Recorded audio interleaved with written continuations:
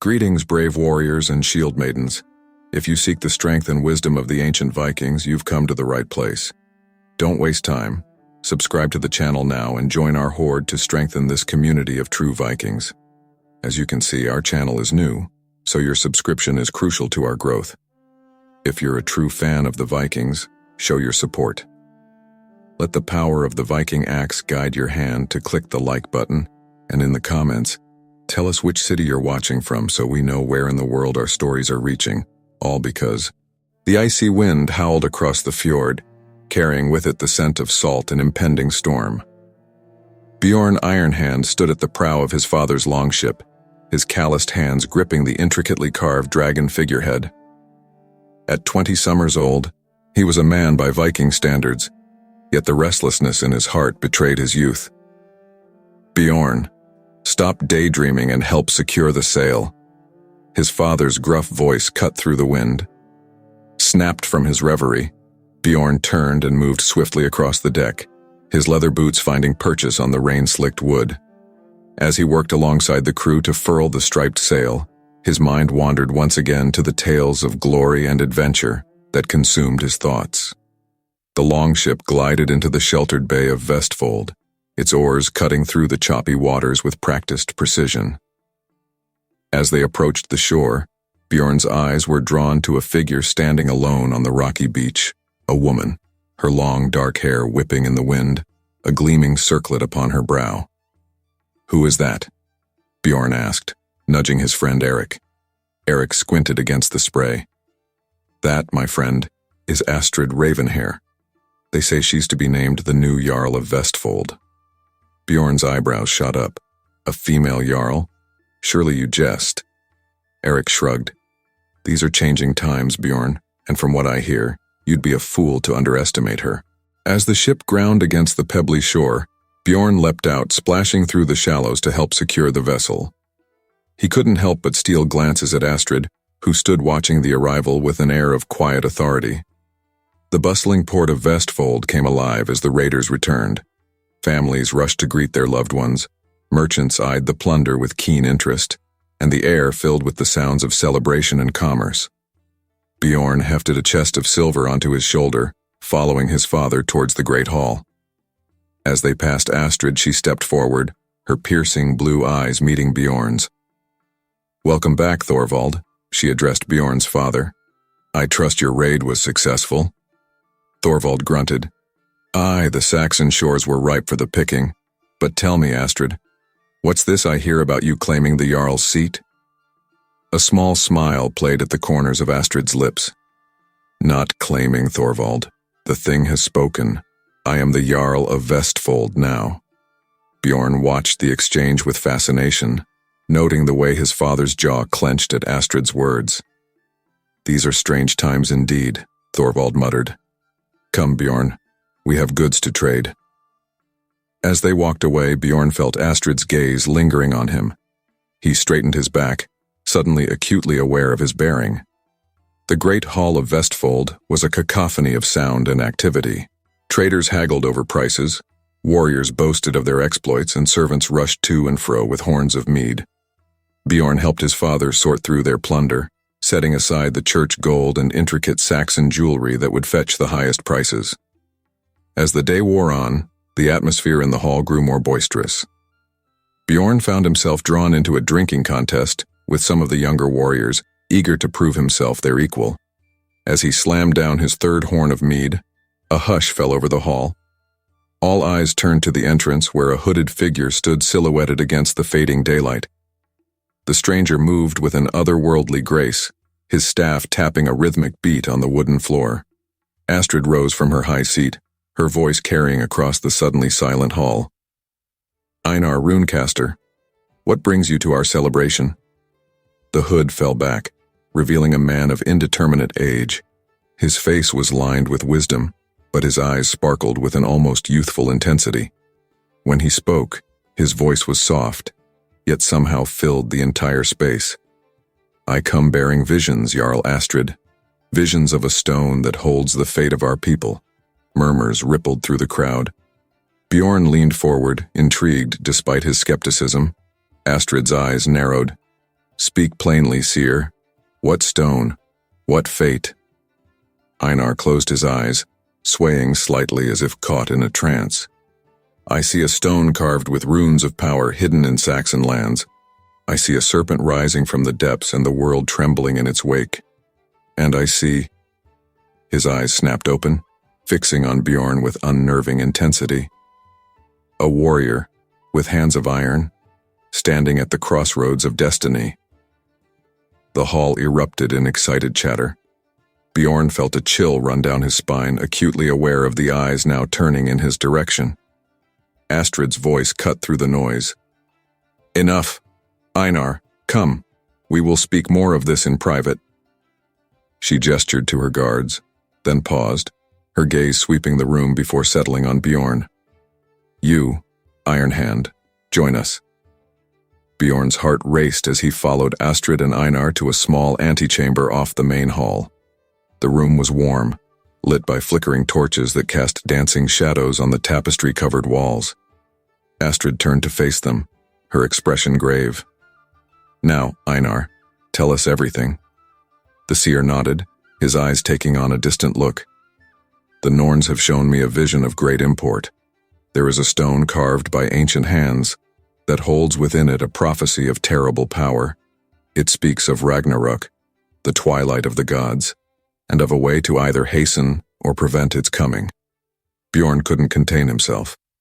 But Ragnarok is just a story, isn't it? A tale to frighten children and inspire warriors? Einar's penetrating gaze fell upon him. All stories have their roots in truth, young Iron Hand. The gods are as real as you or I, and their fates are woven with ours. Astrid paced the small room, her brow furrowed in thought. This stone, where is it? In Saxon lands, Einar replied, hidden and guarded, its location lost to all but a few. And why do you bring this to me? Astrid demanded. Einar smiled, a mysterious twinkle in his eye. Because, Jarl Astrid, you are destined to lead the quest to find it. You, and young Bjorn here, and myself. We three are bound by the threads of fate. Bjorn's mind reeled. This morning, he had been a simple warrior, dreaming of glory on the battlefield. Now he stood on the precipice of a journey beyond his wildest imaginings. Astrid was silent for a long moment, weighing the seer's words. Finally she spoke, her voice filled with determination. If what you say is true, Einar, then we have no choice. We must find this stone and uncover its secrets. She turned to Bjorn, studying him with new interest. Are you prepared for such a quest, Iron Hand? It will be unlike any raid or battle you have known.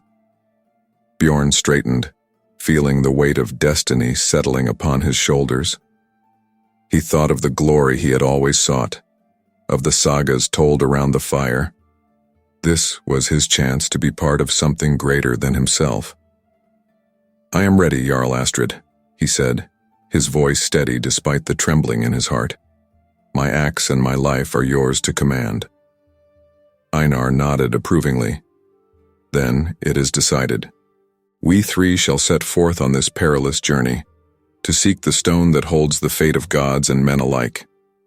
As they emerged from the antechamber, the sounds of revelry from the great hall seemed distant and unimportant. Bjorn looked at his companions, Astrid, the fierce and cunning Jarl, and Einar, the enigmatic seer, and knew that his life would never be the same. The call of the runes had sounded, and Bjorn Ironhand had answered. Whatever dangers lay ahead, whatever trials he must face, he would meet them with courage and honor. For in his heart, he knew that this was the path to the glory he had always sought, a glory not just for himself, but for all his people. The saga of the Ruck Stone had begun. The salty breeze whipped through Astrid's raven hair as she stood at the helm of the longship, her eyes fixed on the horizon. The fjord's steep cliffs rose on either side, a reminder of the home they were leaving behind.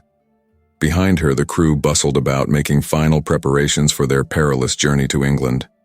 Bjorn approached, his face a mixture of excitement and apprehension. Jarl Astrid, the men are ready. We await your command. Astrid nodded, her blue eyes sharp as she surveyed the ship. Very well. Bjorn, take the stern. Einar, she called to the seer, who stood quietly by the mast. Any last words of wisdom before we depart? Einar's weathered face creased in an enigmatic smile. The sea is fickle, and the gods are watching. We'd do well to remember both. With a roll of her eyes, Astrid raised her voice to address the crew. Men of Vestfold, today we embark on a journey unlike any other. Not for plunder or conquest, but for the very fate of our people. The road ahead is uncertain, but I have faith in your strength and courage. Now to your oars. A cheer went up from the assembled warriors as they took their positions. With a mighty heave, the longship glided out of the fjord and into the open sea. For 3 days they sailed under clear skies, the rhythmic splash of oars and the creaking of wood the only sounds to break the monotony. On the 4th day, however, the weather turned. Dark clouds roiled on the horizon, and the wind began to howl. Einar, who had been silent for much of the journey, suddenly spoke up. A storm approaches, one that will test our mettle. No sooner had the words left his mouth than the first fat droplets of rain began to fall. Within minutes the sea was churning, massive waves threatening to capsize the ship. "Secure the sail!" Astrid bellowed over the wind. "Bjorn, take the tiller!" Bjorn rushed to obey, his muscles straining as he fought to keep the ship on course. The rain lashed at his face, nearly blinding him. All around, men scrambled to follow Astrid's orders, their faces grim with determination. A massive wave crashed over the side, sweeping one of the younger warriors off his feet. Without hesitation, Bjorn released the tiller and dove forward, catching the man's arm just as he was about to go overboard. "I've got you, Halfdan," Bjorn shouted, hauling the sputtering warrior back onto the deck. Astrid appeared at his side, taking control of the tiller. "Well done, Iron Hand. Now get back to your post." For hours they battled against the storm, each moment a struggle for survival. Finally, as dawn broke, the winds began to calm. Exhausted but triumphant, the crew let out a ragged cheer. Einar approached Astrid, his robes somehow still dry despite the deluge. "You led well, Jarl. The men's faith in you has only grown stronger." Astrid nodded, too tired for words. As she surveyed the battered but unbroken crew, she felt a swell of pride. They had faced their first test and emerged victorious. The next few days passed without incident, the monotony broken only by Einar's cryptic mutterings and the occasional sighting of other ships on the horizon. It was on one such unremarkable afternoon that trouble found them once again. "Sail ho!" came the cry from the lookout. "Viking ship approaching fast." Astrid squinted against the glare of the sun. Indeed, a longship was bearing down on them, its sail emblazoned with an unfamiliar sigil. "It's Ivar Bloodaxe," one of the older warriors muttered. "A ruthless raider with no love for Vestfold." Bjorn's hand went to his axe. "What are your orders, Jarl?" Astrid's mind raced, weighing their options. They were outnumbered, and a fight could jeopardize their entire mission. Yet showing weakness could be just as dangerous. "Prepare for battle," she commanded, "but hold your attack. Let's see what Bloodaxe wants." As the rival ship drew alongside, a burly man with a scarred face and a magnificent red beard called out, "Well, well, if it isn't the famous Astrid Ravenhair. Bit far from home, aren't we?" Astrid stepped forward, her voice carrying across the water. "Ivar Bloodaxe, your reputation precedes you. What business have you with us?" Ivar's laugh was like gravel. "Business? Why, the business of Vikings, of course. Your ship looks well laden. Perhaps you'd care to share some of that burden." A tense silence fell over both crews. Bjorn's knuckles were white on his axe handle, ready for Astrid's signal. But Astrid simply smiled, a dangerous glint in her eye. "I'm afraid we've nothing to spare, Bloodaxe. Our journey is long, and our purpose vital. Surely a man of your stature wouldn't stoop to robbing fellow Norsemen." Ivar's face darkened. "Watch your tongue, woman. Jarl or not, you're in my waters now." "Am I?" Astrid's voice was steel. Last I checked, the sea belonged to no man, but if you insist on pressing the issue." She raised her hand, and instantly, every warrior on her ship had weapon in hand, ready for battle. For a long moment, tension crackled between the two ships. Then unexpectedly, Ivar threw back his head and laughed. "By the gods, you've got spirit, Ravenhair. Very well, keep your secrets and your cargo, but know this. Our paths will cross again, and next time, I may not be so generous." With that, Ivar's ship peeled away, leaving Astrid's crew to let out a collective breath of relief. Bjorn approached Astrid, admiration clear in his eyes. "That was brilliantly handled, Jarl. You avoided bloodshed without showing weakness." Astrid nodded, but her expression remained grim. "This was but a taste of the challenges ahead, Bjorn. We must remain vigilant." As if to underscore her words, a cry went up from the bow of the ship. "Land ho, England ahead!" The crew rushed to the railings, straining for a glimpse of the Saxon shores. After so many days at sea, the sight of land was a welcome one, even if it heralded new dangers. Einar appeared at Astrid's side, his eyes fixed on the approaching coastline. "The runes whisper of trials to come. The stone we seek is guarded by more than mere men." Astrid squared her shoulders, her voice low but determined. "Then we shall face whatever comes, be it man, beast, or god. The fate of our people hangs in the balance." As the longship glided into a mist-shrouded bay, the crew fell silent, each lost in their own thoughts. They had survived the storm and outsmarted a rival Viking band, but the true test was yet to come. Bjorn stood at the prow, his heart pounding with a mixture of fear and exhilaration. The tales of his youth paled in comparison to the adventure unfolding before him. Whatever lay ahead on these foreign shores, he was ready to face it. Astrid's voice rang out, clear and commanding. "Prepare to make landfall. Remember, we come not as raiders, but as seekers. The Rookstone awaits, and with it, the destiny of the Norse people." As the keel of the ship ground against the pebbly shore, Bjorn caught Einar's eye. The seer nodded solemnly, a silent acknowledgement of the gravity of their quest. The voyage had ended, but the true journey was only beginning. The mists of England swirled around them, hiding untold dangers and the key to a prophecy that could shake the very foundations of their world. The mist clung to the English coastline like a shroud, muffling the sounds of the Vikings' arrival. Bjorn's boots sank into the soft sand as he leapt from the longship, his axe at the ready. The air was thick with tension and the metallic scent of impending violence. Astrid's voice cut through the fog. "Secure the ship and form a perimeter.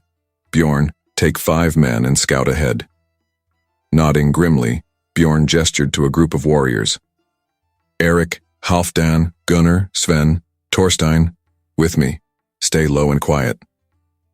As they crept forward, the mist began to thin, revealing a landscape of rolling hills and dense forests. Bjorn's heart raced, every sense on high alert. Suddenly, Gunnar hissed a warning. "Movement to the east." Through the dissipating fog, Bjorn caught glimpses of figures moving among the trees. The glint of metal confirmed his fears. They were not alone. "Back to the ship," he whispered urgently. "We need to warn the others." But as they turned, a shout rang out from the tree line. "Heathens! To arms! Defend the shore!" In an instant, the peaceful morning erupted into chaos. Saxon warriors poured from the forest, their faces contorted with rage and fear. Bjorn's small group found themselves cut off from the main force. "Form a shield wall," he bellowed, raising his round shield just in time to deflect a thrown spear. The clash of steel on steel filled the air as the two forces collided. Bjorn's axe sang a deadly song, biting deep into Saxon flesh. But for every enemy that fell, 2 more seemed to take their place. Near the ship, Astrid's voice rose above the din. "Hold the line, push them back." Einar stood beside her, his staff raised high. To Bjorn's amazement, the mist seemed to thicken around the seer, confusing and disorienting the Saxon attackers.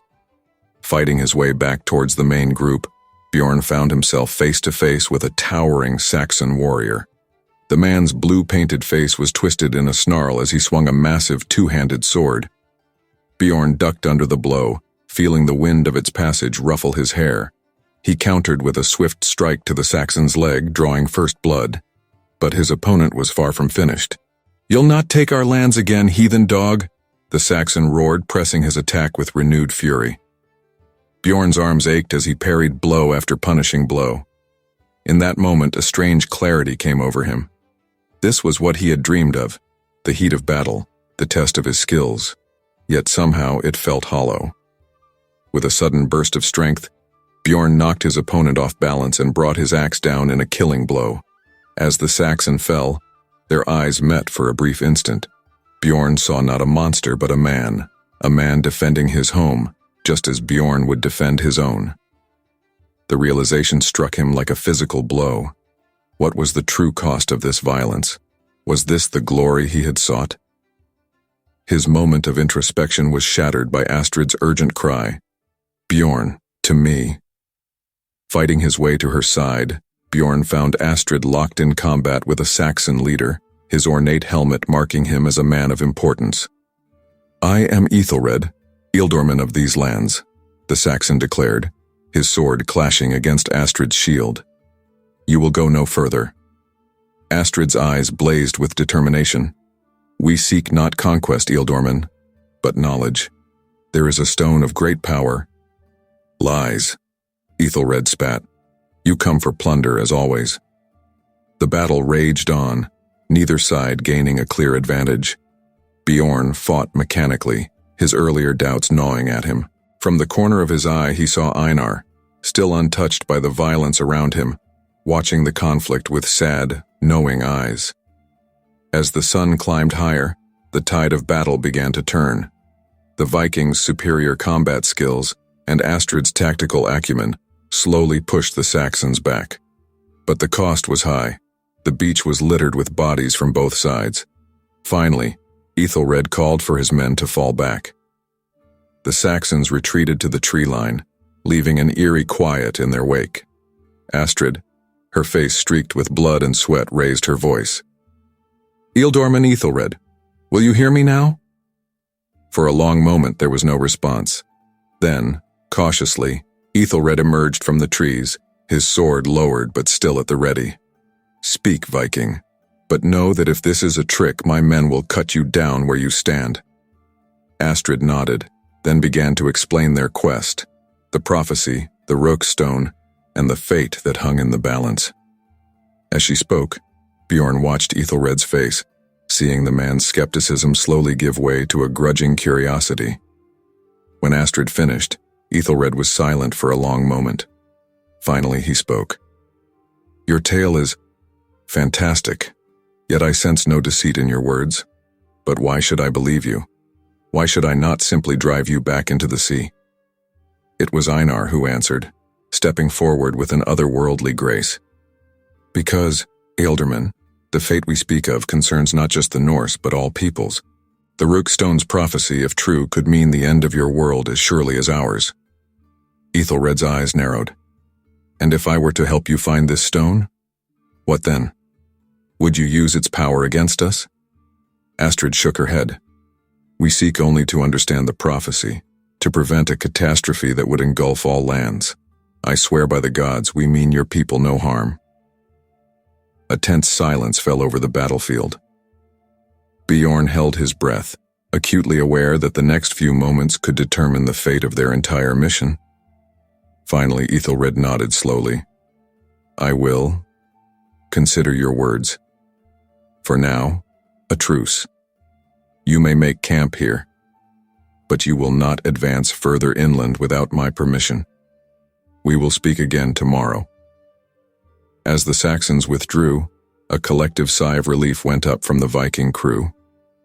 Astrid immediately began organizing the camp and tending to the wounded, her energy seemingly inexhaustible. Bjorn found himself standing alone at the water's edge, watching the waves lap at the blood-stained sand. The events of the day weighed heavily on his mind. Einar appeared beside him, his voice soft. You fought well today, Bjorn Ironhand, yet I sense a turmoil in your spirit. Bjorn nodded, his eyes still on the sea. I've always dreamed of battle, of proving my worth as a warrior. But today, I saw the fear in their eyes, Einar. The same fear I'd feel if strangers came to raid our shores. Is this truly the path to glory? The seer placed a gnarled hand on Bjorn's shoulder. The greatest battles, young one, are often fought within ourselves. Your questioning is not weakness, but the beginning of wisdom. As the sun began to set, casting a blood-red glow over the English shore, Bjorn felt a shift within himself. The journey to find the Ruckstone had only just begun, but already it was changing him in ways he never expected. The night ahead promised little rest, with negotiations and planning to be done.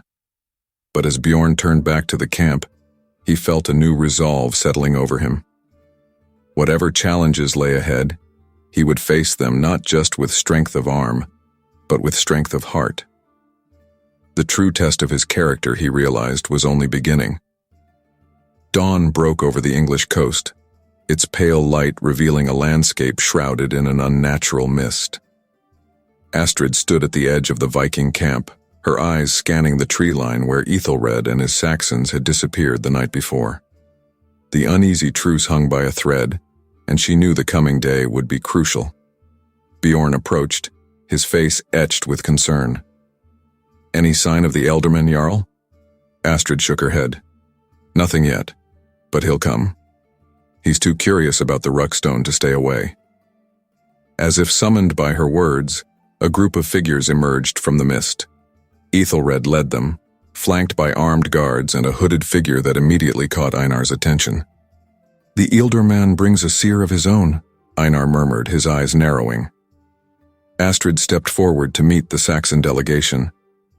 Ealdorman Ethelred, we welcome you in peace. Ethelred nodded curtly. I have considered your words, Astrid Ravenhair. While I'm not fully convinced, I'm intrigued. This is Aelfwine, our most respected wise woman. She has insights that may be of use. The hooded figure stepped forward, lowering her cowl to reveal a face lined with age, but bright with intelligence. I have dreamed of your coming, she said, her voice surprisingly strong. The stones speak of a great trial, a test that will shape the fate of many. Einar moved to stand beside Astrid, his staff tapping a rhythmic beat on the ground. Then you know why we must find the Ruckstone. Will you help us? Aelfwine and Einar locked eyes, an unspoken communication passing between them. Finally, she nodded. The stone you seek lies in a hidden valley guarded by ancient magic. I can guide you there, but the journey will be perilous. Ethelred frowned. You can't seriously be considering this, Aelfwine. These are Vikings, raiders, who have not raised a weapon since our truce, Astrid interjected. We came seeking knowledge, not conquest. Let us prove our intentions. A tense silence fell over the group. Bjorn found himself holding his breath, acutely aware of how much rested on this moment. Finally, Ethelred sighed. Very well. Aelfwine will guide you to this valley, but I'll be accompanying you, along with a contingent of my best men. At the first sign of treachery, we'll cut you down where you stand. Astrid nodded, a small smile playing at her lips. Agreed. We leave within the hour. As the two groups prepared for the journey, Bjorn pulled Astrid aside. Are you sure about this? We'll be outnumbered if things go wrong. Astrid's eyes blazed with determination. We have no choice, Bjorn. The Ruckstone is our priority. Besides, she added with a wry smile, I have faith in our abilities, and in you. The unlikely alliance set out as the morning mist began to lift. Aelfwine led the way, her steps sure despite her age. Einar walked beside her, the two seers deep in quiet conversation. Astrid and Ethelred followed, their respective warriors intermingled in an uneasy formation. As they moved inland, the terrain became increasingly treacherous. Dense forests gave way to marshy lowlands, the ground beneath their feet growing soft and treacherous. Watch your step, Aelfwine called back. The bogs here are hungry for the unwary. No sooner had she spoken than a cry rang out. One of the younger Viking warriors, Halfdan, had strayed too close to the edge of the path. The ground beneath him gave way, and he was quickly sucked into the murky water. Without hesitation, Bjorn dove forward, grabbing Halfdan's outstretched hand. "Hold on," he grunted, straining against the bog's pull. To his surprise, a Saxon warrior appeared at his side, adding his strength to the rescue effort. Together, they hauled Halfdan to safety, all three collapsing on solid ground, gasping for breath. Astrid helped Bjorn to his feet, her eyes shining with pride. "Well done, Iron Hand, and thank you," she added, turning to the Saxon. "What's your name?" "Oswald, my lady," the man replied, looking somewhat surprised at his own actions. Ethelred watched the exchange with a thoughtful expression. "Perhaps there's more to you Norsemen than I first thought." The incident seemed to thaw some of the tension between the two groups. As they continued their journey, Vikings and Saxons began to exchange wary but curious glances, some even striking up hesitant conversations. By midday, the mist had returned, thicker than ever. Aelfwine and Einar conferred quietly, their faces grave. "The valley is near," Aelfwine announced, "but the way is hidden by ancient magic. We must tread carefully." As if in response to her words, the mist began to swirl and coalesce, forming eerie shapes that seemed to dance at the edge of vision. More than one warrior reached for their weapon, only to find their hand grasping at empty air. "An illusion," Einar explained, his voice strained. "The guardians of the valley test us."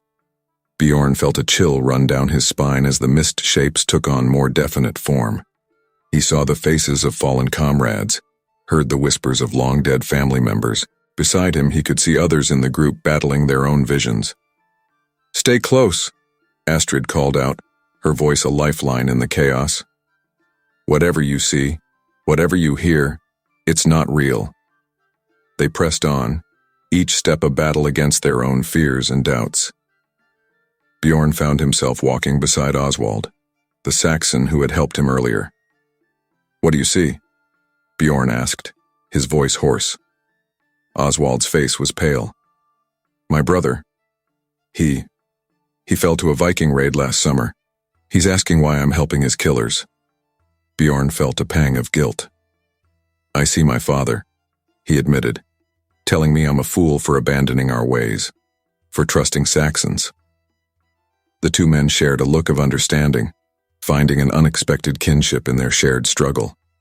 Just when it seemed they could go no further, the mist suddenly cleared. Before them lay a hidden valley, lush and green, untouched by the outside world. At its center stood a circle of ancient stones, and within that circle, "The Rook Stone," Einar breathed, his eyes wide with wonder. The massive stone stood nearly twice the height of a man, its surface covered in intricate runes that seemed to shimmer in the strange light of the valley. As they approached, Bjorn could feel a palpable sense of power emanating from the artifact. Astrid stepped forward, her hand outstretched towards the stone. But before she could touch it, a voice rang out, seeming to come from the very air around them. "Who dares to seek the knowledge of the Rook? Who would bear the weight of its prophecy?" Astrid straightened, her voice clear and strong. "I am Astrid Ravenhair, Jarl of Vestfold. With me stand both Norse and Saxon, united in our quest to understand the fate that binds us all." For a long moment, silence reigned in the valley.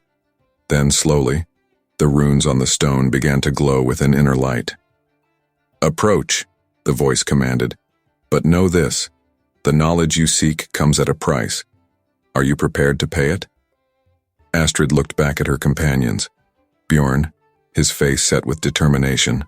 Einar, nodding solemnly. Ethelred and Aelfwine, their earlier hostility replaced by shared awe, and the mixed group of Vikings and Saxons united by their journey. "We are," Astrid declared. As she placed her hand on the Rook Stone, a blinding light engulfed the valley. Bjorn shielded his eyes, his heart pounding with a mixture of fear and excitement. Whatever happened next, he knew their world would never be the same. The prophecy of the Rook stone was about to be revealed, and with it, the true test of their quest was only beginning. The blinding light from the Rook stone faded, leaving afterimages dancing in Bjorn's vision. As his eyes adjusted, he saw Astrid still standing before the stone, her hand pressed against its runic surface. Her face was a mask of concentration, eyes closed as if in deep communion with the ancient artifact.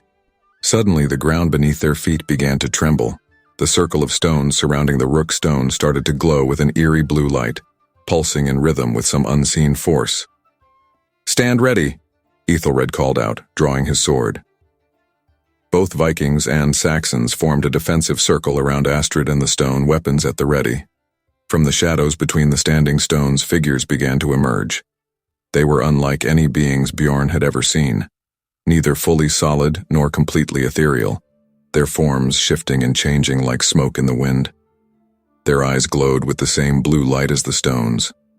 Einar stepped forward, his staff raised. "The Guardians," he breathed, "the ancient protectors of the Rookstone secrets." The largest of the figures, a towering shape that seemed to be composed of swirling leaves and branches, spoke in a voice that echoed through the valley. "Who dares to seek the wisdom of the Rook? By what right do you claim its power?" Astrid, her hand still on the stone, turned to face the Guardian. Her voice was steady, but Bjorn could see the strain in her eyes. "We come not to claim power, but to prevent catastrophe. The fate of both our peoples hangs in the balance." Another Guardian, this one seeming to flow like water, rippled forward. "Words are wind. Prove your worth or depart from this sacred place." Bjorn felt a chill run down his spine as the Guardians began to encircle them. He raised his axe, ready to defend Astrid and their mission, but Einar's hand on his arm stayed him. Bjorn felt his heart racing, torn between the desire to prove himself and the fear of failure. He watched as Astrid approached the stone once more, placing her hand on its surface without hesitation. The runes glowed briefly, and she nodded. "I will walk the path of wisdom," she declared. Ethelred, after a moment's hesitation, stepped forward next.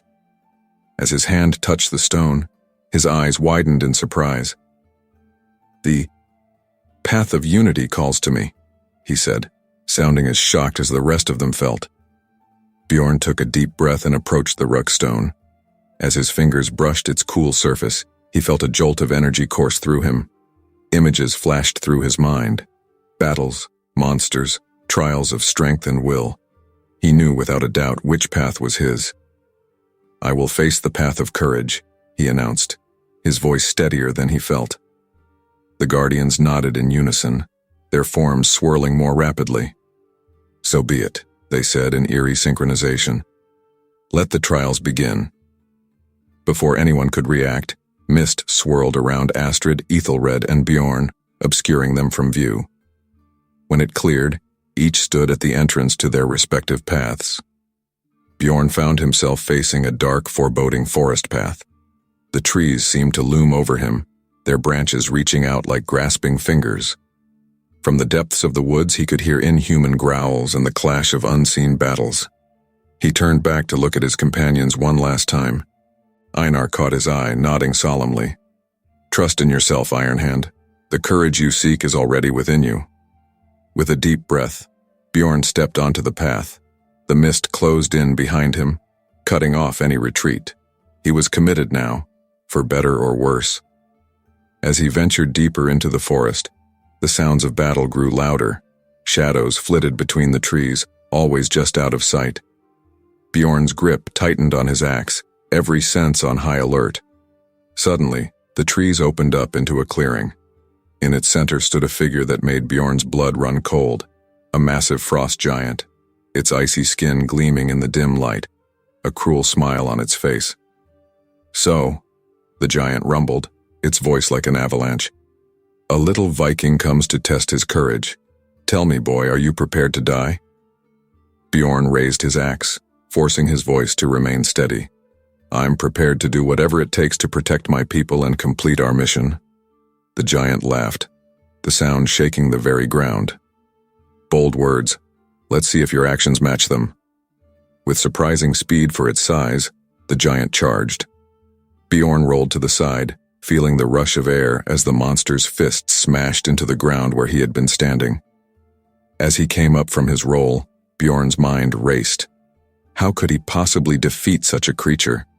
Brute strength alone wouldn't be enough. Then he remembered Einar's words. The courage you seek is already within you. Understanding dawned. This wasn't just a test of physical courage, but of the courage to face one's fears, to confront the seemingly impossible. As the giant turned for another attack, Bjorn stood his ground. Instead of raising his axe, he let it fall to the forest floor. I will not fight you, he declared, his voice ringing with newfound confidence. My courage is not proven by violence, but by staying true to my purpose and my beliefs. The giant froze, its fist raised for a crushing blow. For a long moment, silence reigned in the clearing. Then, to Bjorn's amazement, the giant began to laugh, not the mocking laughter from before, but a sound of genuine mirth and approval. Well done, young Viking, the giant said, its form beginning to shimmer and fade. You have passed the test of courage. Remember this lesson well. True bravery often lies not in fighting, but in knowing when not to fight. As the giant disappeared entirely, the forest around Bjorn began to fade away. He found himself back in the stone circle, Astrid and Ethelred appearing beside him moments later. Both looked shaken but triumphant. The guardians materialized before them, their forms now radiating approval rather than menace. You have proven yourselves worthy, the Earth Guardian rumbled. The secrets of the Ruck Stone are now yours to uncover. But heed this warning. With great knowledge comes great responsibility. The fate you seek to change may be more complex than you imagine. As the guardians faded away, Bjorn exchanged looks with Astrid and Ethelred. They had passed the trials, but he knew their true challenge was only beginning. The prophecy of the Ruck Stone awaited, and with it, the power to shape the destiny of both their peoples. With a shared nod of determination, they turned back to the ancient stone, ready to face whatever revelations and responsibilities awaited them. The air in the hidden valley crackled with tension as Astrid, Bjorn, and Ethelred approached the Ruck Stone once more. The runes on its surface pulsed with an inner light, as if alive with the knowledge they were about to impart. Einar and Alfwin joined them, their faces etched with a mixture of anticipation and concern. The rest of their group, both Vikings and Saxons, formed a respectful circle around the stone, sensing the gravity of the moment. Astrid took a deep breath, then placed her hand on the stone's surface. The runes flared brightly and her eyes widened as if seeing something beyond the physical realm. I see, she began, her voice distant. I see a great serpent, coiled beneath the waves. Jörmungandr, the world serpent, stirs in its slumber. Bjorn felt a chill run down his spine. Jörmungandr was a creature of legend, said to encircle the entire world. Its awakening was tied to the coming of Ragnarok, the end of days in Norse mythology. Ethelred frowned, clearly unfamiliar with the reference. What does this mean? Speak plainly, Ravenhair. Einar stepped forward, his voice grave. In our legends, the world serpent's awakening heralds the beginning of Ragnarok, the final battle that will end the world as we know it. A murmur of fear rippled through the gathered warriors. Astrid, her hand still on the stone, continued to speak. The serpent stirs because of imbalance. The natural order is disrupted. I see raids, battles, the clash of cultures, but also unity, hope. Her brow furrowed in concentration. The stone shows two paths. In one, the serpent rises and the world burns. In the other, it sleeps on, and a new age dawns. As Astrid stepped back from the stone, visibly shaken, a horn blast echoed through the valley. All heads turned to see a Viking warrior, one of those left to guard their ships, stumbling into the clearing. Jarl Astrid, he gasped out of breath. News from the coast. Ragnar Lothbrok is dead, slain by King Aelle of Northumbria. His sons. They're assembling the greatest army the North has ever seen. The Great Heathen Army, they're calling it. They mean to conquer all of England in revenge. The news hit like a physical blow. Ragnar Lothbrok was a legend among the Norse, a king and warrior of unparalleled fame. His death at the hands of a Saxon king, and the response of his sons. Astrid's face paled. By the gods! This is it. This is the imbalance the stone warned of. Ethelred's hand went to his sword. You bring an invasion force to our shores and speak of peace? This was your plan all along. No, Astrid's voice cracked like a whip. We knew nothing of this, but don't you see? This is exactly what the prophecy warns against. If this war unfolds unchecked, it could trigger the very calamity we seek to prevent. Tension filled the air as Vikings and Saxons eyed each other warily, hands straying to weapons. The fragile alliance they had forged seemed on the verge of shattering.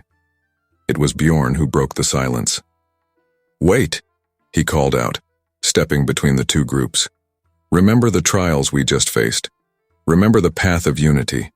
If we turn on each other now, we doom ourselves and everyone we seek to protect. His words seemed to give everyone pause. Ethelred's hand slowly moved away from his sword hilt. Speak your mind, Iron Hand. What do you propose? Bjorn took a deep breath, feeling the weight of the moment. We have a choice to make. We can let fear and old hatreds drive us apart, playing into the very fate we seek to avoid. Or we can choose a different path, one of understanding, of finding common ground. Astrid nodded slowly. Bjorn's right. The stone showed two paths. We stand at a crossroads, not just for ourselves, but for all our peoples. Einar stepped forward, his aged face solemn. The sons of Ragnar will not be easily swayed from their course. Their thirst for vengeance will be all-consuming.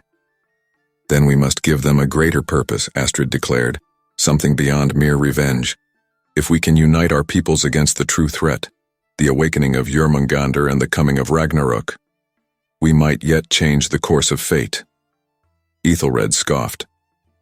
You expect me to believe that my people will set aside generations of fear and hatred to fight alongside Vikings against some mythical serpent? Aelfwin placed a hand on his arm. My lord, consider what we have witnessed here. The guardians, the trials, the visions granted by the stone. Can you truly dismiss it all as mere myth? A heavy silence fell over the group as each person wrestled with the magnitude of the choice before them. Bjorn could see the conflict playing out on their faces, the pull of old loyalties and beliefs warring with the undeniable truth of what they had experienced. Finally, Ethelred spoke, his voice heavy with the weight of decision. I cannot speak for all Saxons, nor can I promise that every lord will heed this warning. But I have seen enough to know that the threat you speak of is real. If there is a chance to prevent this, Ragnarök, then we must take it. A collective sigh of relief passed through the group. But their moment of unity was short-lived, as the Viking messenger spoke up again. Jarl Astrid, there's more. The great heathen army.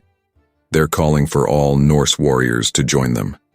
They say any who do not answer the call will be branded as cowards and traitors. Astrid's face hardened. So be it. If standing against this war brands me a traitor, then I will bear that mark gladly. The fate of our world is worth more than my reputation. She turned to address the entire group, her voice ringing with authority. We have a hard road ahead of us. Convincing our peoples to set aside their differences and unite against a threat many will not believe. It will not be easy, but it is necessary.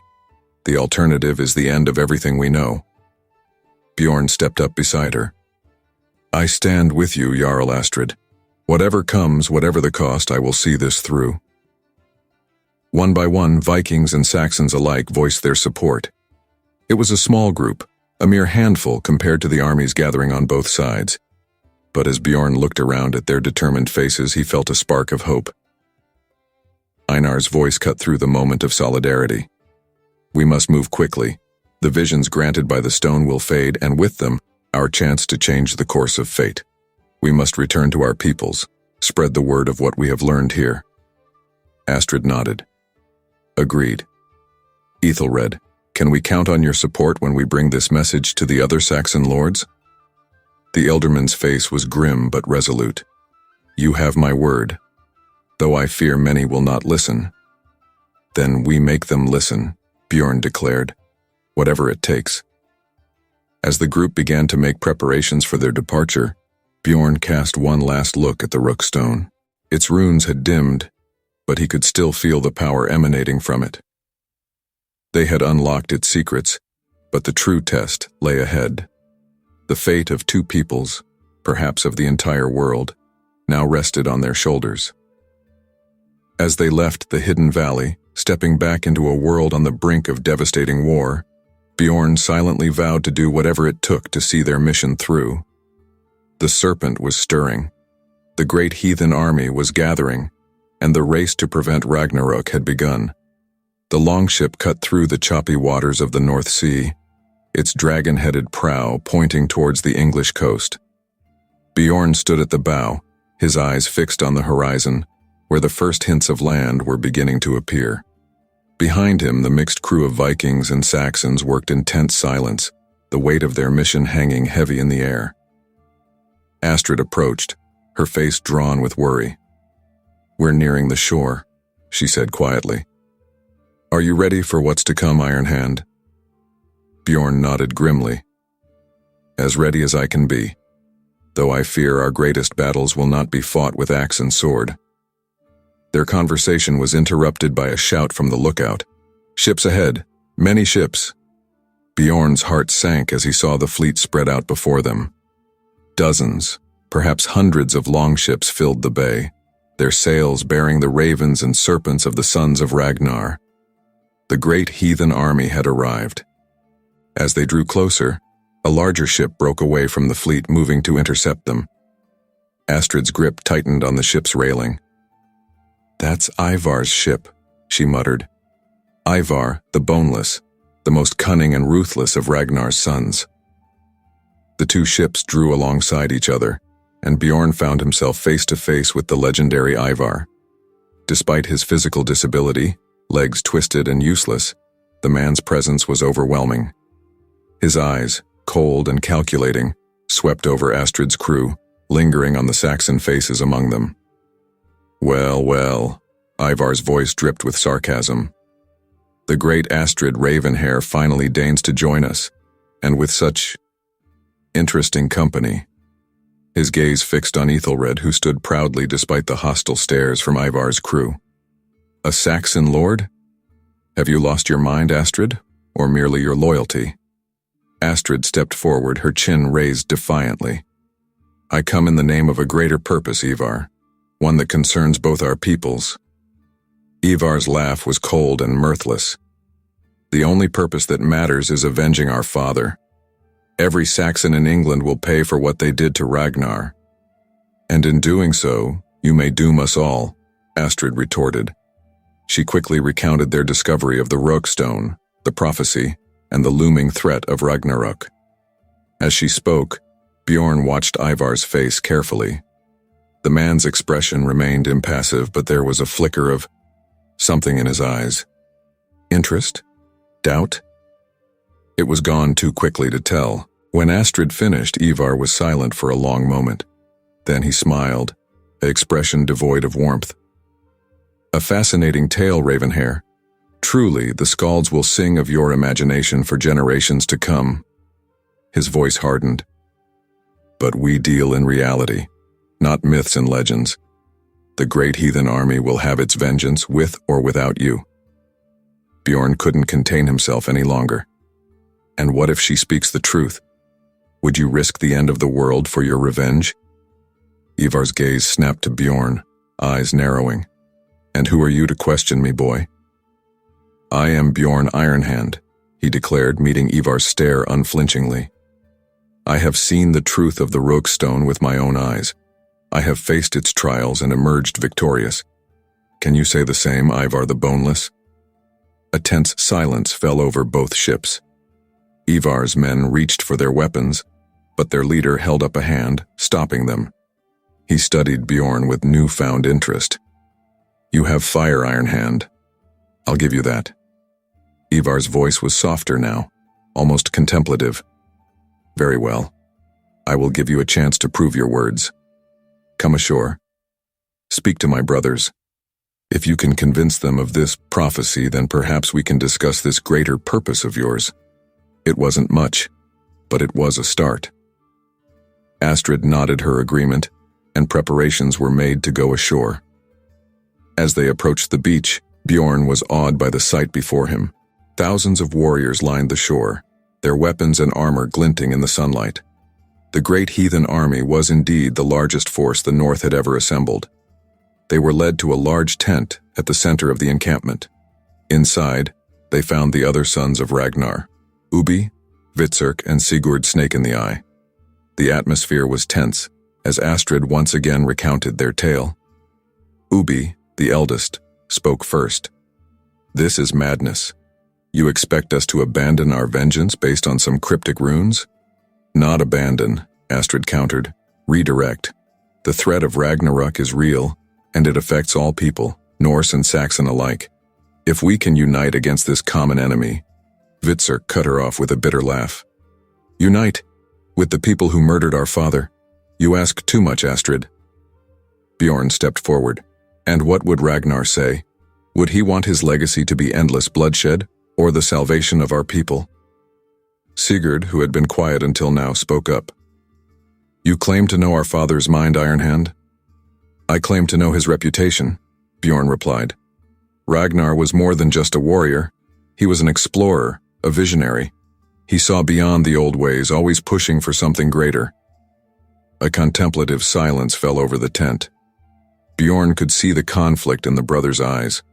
The pull of vengeance warred with the seeds of doubt Astrid's tale had planted. It was Ivar who broke the silence. Pretty words, Ironhand. But words alone are not enough. If what you say is true, if this threat is real, then prove it. Astrid frowned. How would you have us do that? A sly smile spread across Ivar's face. You say this Ragnarok will bring about the end of the world, that the great serpent Jörmungandr will rise from the seas. So let us put it to the test. We will conduct a ritual, calling upon the gods to show us the truth. If your words are false, nothing will happen. But if you speak truly— The implication hung heavy in the air. Bjorn exchanged a worried glance with Astrid. They had hoped to prevent the awakening of Jörmungandr, not hasten it. But what choice did they have? Astrid nodded slowly. Very well, Ivar. We will perform your ritual. But know this. If the signs appear, if the threat proves real, you must swear to abandon this war and join us in preventing Ragnarok. Ivar's eyes glittered with something that might have been respect. Bold of you to make demands, Ravenhair. But very well. If your gods show us this truth, we will consider your words more carefully. As they left the tent to prepare for the ritual, Bjorn pulled Astrid aside. Are you sure about this? We could be playing right into the prophecy's hands. Astrid's face was grim but determined. We have no choice, Bjorn. This may be our only chance to convince them. Besides, she added with a hint of a smile, have faith in the gods. They led us this far. They won't abandon us now. As the sun began to set, casting a blood-red glow over the English shore, preparations for the ritual began. Vikings and Saxons alike watched with a mixture of fear and anticipation. The air crackled with tension, as if the very elements could sense the magnitude of what was about to unfold. Bjorn looked out over the assembled army, then back to the sea beyond. Whatever happened next would shape the fate of both their peoples. He only hoped they were making the right choice. The tides of war were rising, but an even greater tide was stirring in the depths. As the ritual began, Bjorn sent up a silent prayer to the gods. The true test of their mission was about to begin. The night air crackled with tension as the ritual began. Torches flickered in a wide circle on the beach, casting long shadows across the faces of Vikings and Saxons alike. At the center stood Ivar and his brothers, flanked by Astrid, Bjorn, and Ethelred. Einar and Alfwin moved about the circle, sprinkling sacred herbs and murmuring ancient incantations. Ivar's voice rose above the sound of crashing waves. Gods of Asgard, hear our call. Show us the truth of these claims. If Ragnarok truly approaches, if Jörmungandr stirs in the depths, give us a sign. For a long moment, nothing happened. The only sounds were the lapping of waves and the crackling of torches. Then suddenly, the wind picked up, howling with an otherworldly intensity. The torches flickered wildly, their flames stretching towards the sky. Bjorn felt a chill run down his spine as a mist began to roll in from the sea, far too quickly to be natural. It swirled around their feet, thick and cold as death itself. "Look!" someone shouted. All eyes turned to the sea. The waters began to churn, frothing and boiling as if some great force was stirring beneath the surface. A collective gasp went up as a massive, serpentine shape breached the waves, only to disappear again in an instant. Astrid's face was pale in the firelight. "Jörmungandr," she whispered. "It's real. It's all real." The mist continued to swirl, taking on shapes that made Bjorn's heart race. He saw figures moving within it, warriors locked in eternal combat, Valkyries on winged steeds, the great hall of Valhalla itself. Ubi stumbled back, his eyes wide with awe and fear. "By the gods! What have we done?" As quickly as it had begun, the vision faded. The mist dissipated, the wind died down, and the sea returned to its normal, gentle rhythm. But the impact of what they had witnessed lingered, heavy in the air. Ivar's face was unreadable as he turned to Astrid. "It seems you spoke the truth, Ravenhair. The signs are undeniable." Hvitserk, his voice shaking, spoke up. "But what does this mean for our vengeance? For our father?" Before Astrid could respond, a new voice cut through the night. "Your father's vengeance means nothing in the face of Ragnarok." All heads turned to see a figure approaching from the shadows beyond the torchlight. As she stepped into the circle, Bjorn's breath caught in his throat. The woman was beautiful beyond measure, her armor gleaming silver in the firelight, a winged helmet upon her brow. "A Valkyrie," Einar breathed, dropping to one knee. Others quickly followed suit. The Valkyrie's gaze swept over the assembled crowd, lingering on Astrid and Bjorn. "I am Brynhildr, servant of Odin. I come with a message from the Allfather himself." She turned to address Ivar and his brothers directly. "Sons of Ragnar, your father's spirit feasts in Valhalla, honored among the greatest of warriors. But even he sees the folly in pursuing this war. The fate of Midgard, of all the 9 worlds, hangs in the balance." Ivar's face twisted with emotion, anger, grief, and something that might have been fear.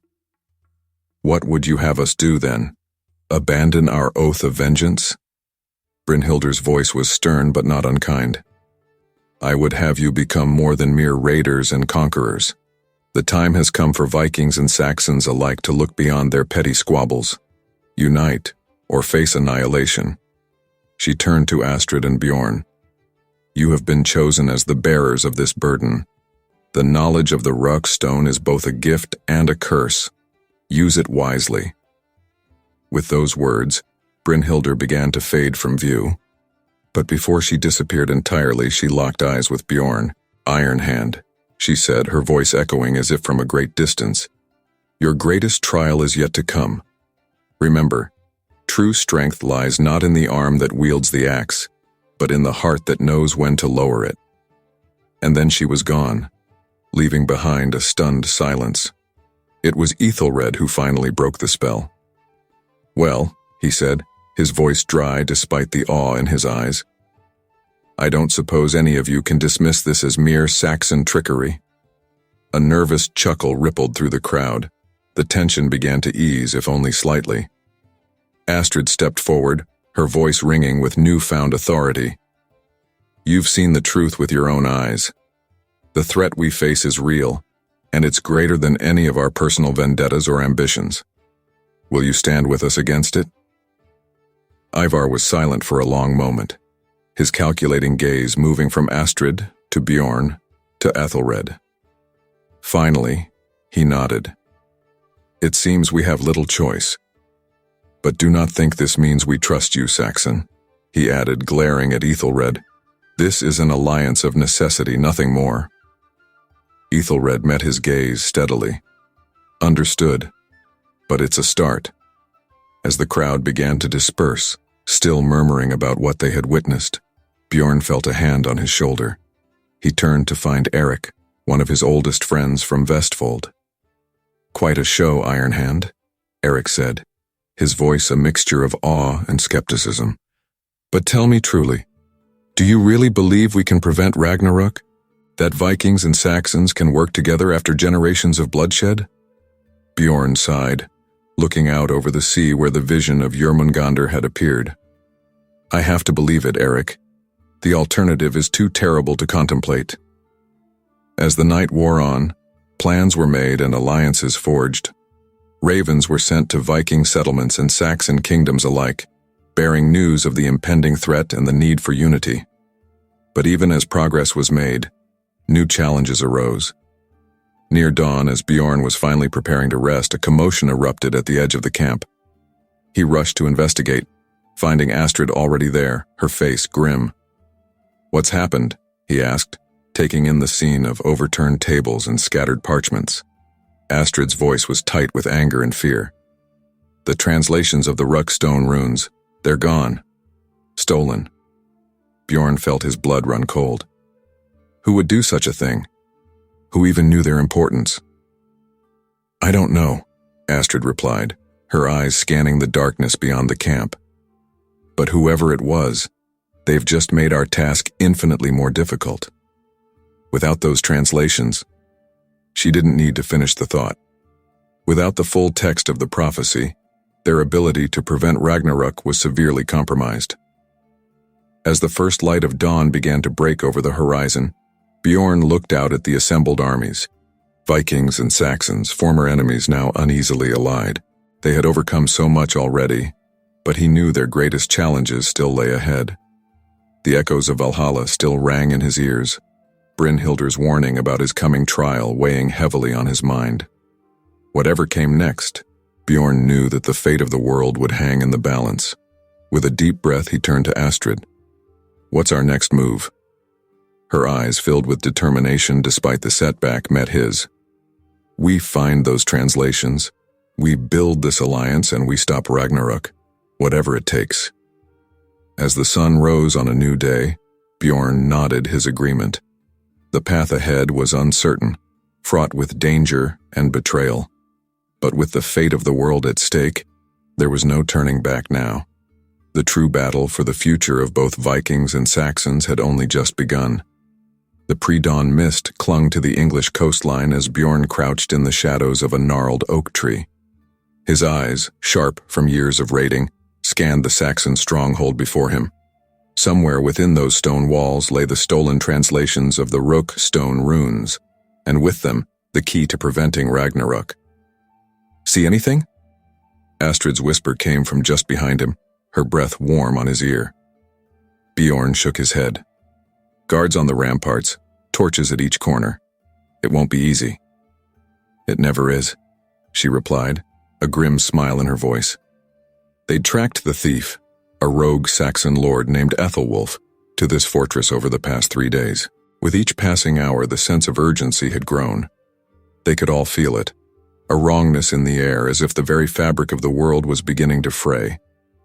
Astrid turned to the small group assembled behind them, a mix of her most trusted Vikings and a handful of Ethelred's Saxon warriors. The uneasy alliance was holding for now. "Remember," she said, her voice low but intense, "we're here for the translations and nothing else. No unnecessary bloodshed. We need to prove that this alliance can work." Nods all around, though Bjorn noted the skepticism in some eyes, Viking and Saxon alike. As they prepared to move, a commotion from within the fortress caught their attention. Shouts of alarm rang out, followed by the clash of steel on steel. "By the gods," Astrid breathed. "Someone's beaten us to it." Bjorn's mind raced. Could be Ivar. He never fully trusted us with the translations. Or it could be Ethelwulf's men, realizing what they've stolen, countered Ulfar, one of Ethelred's warriors.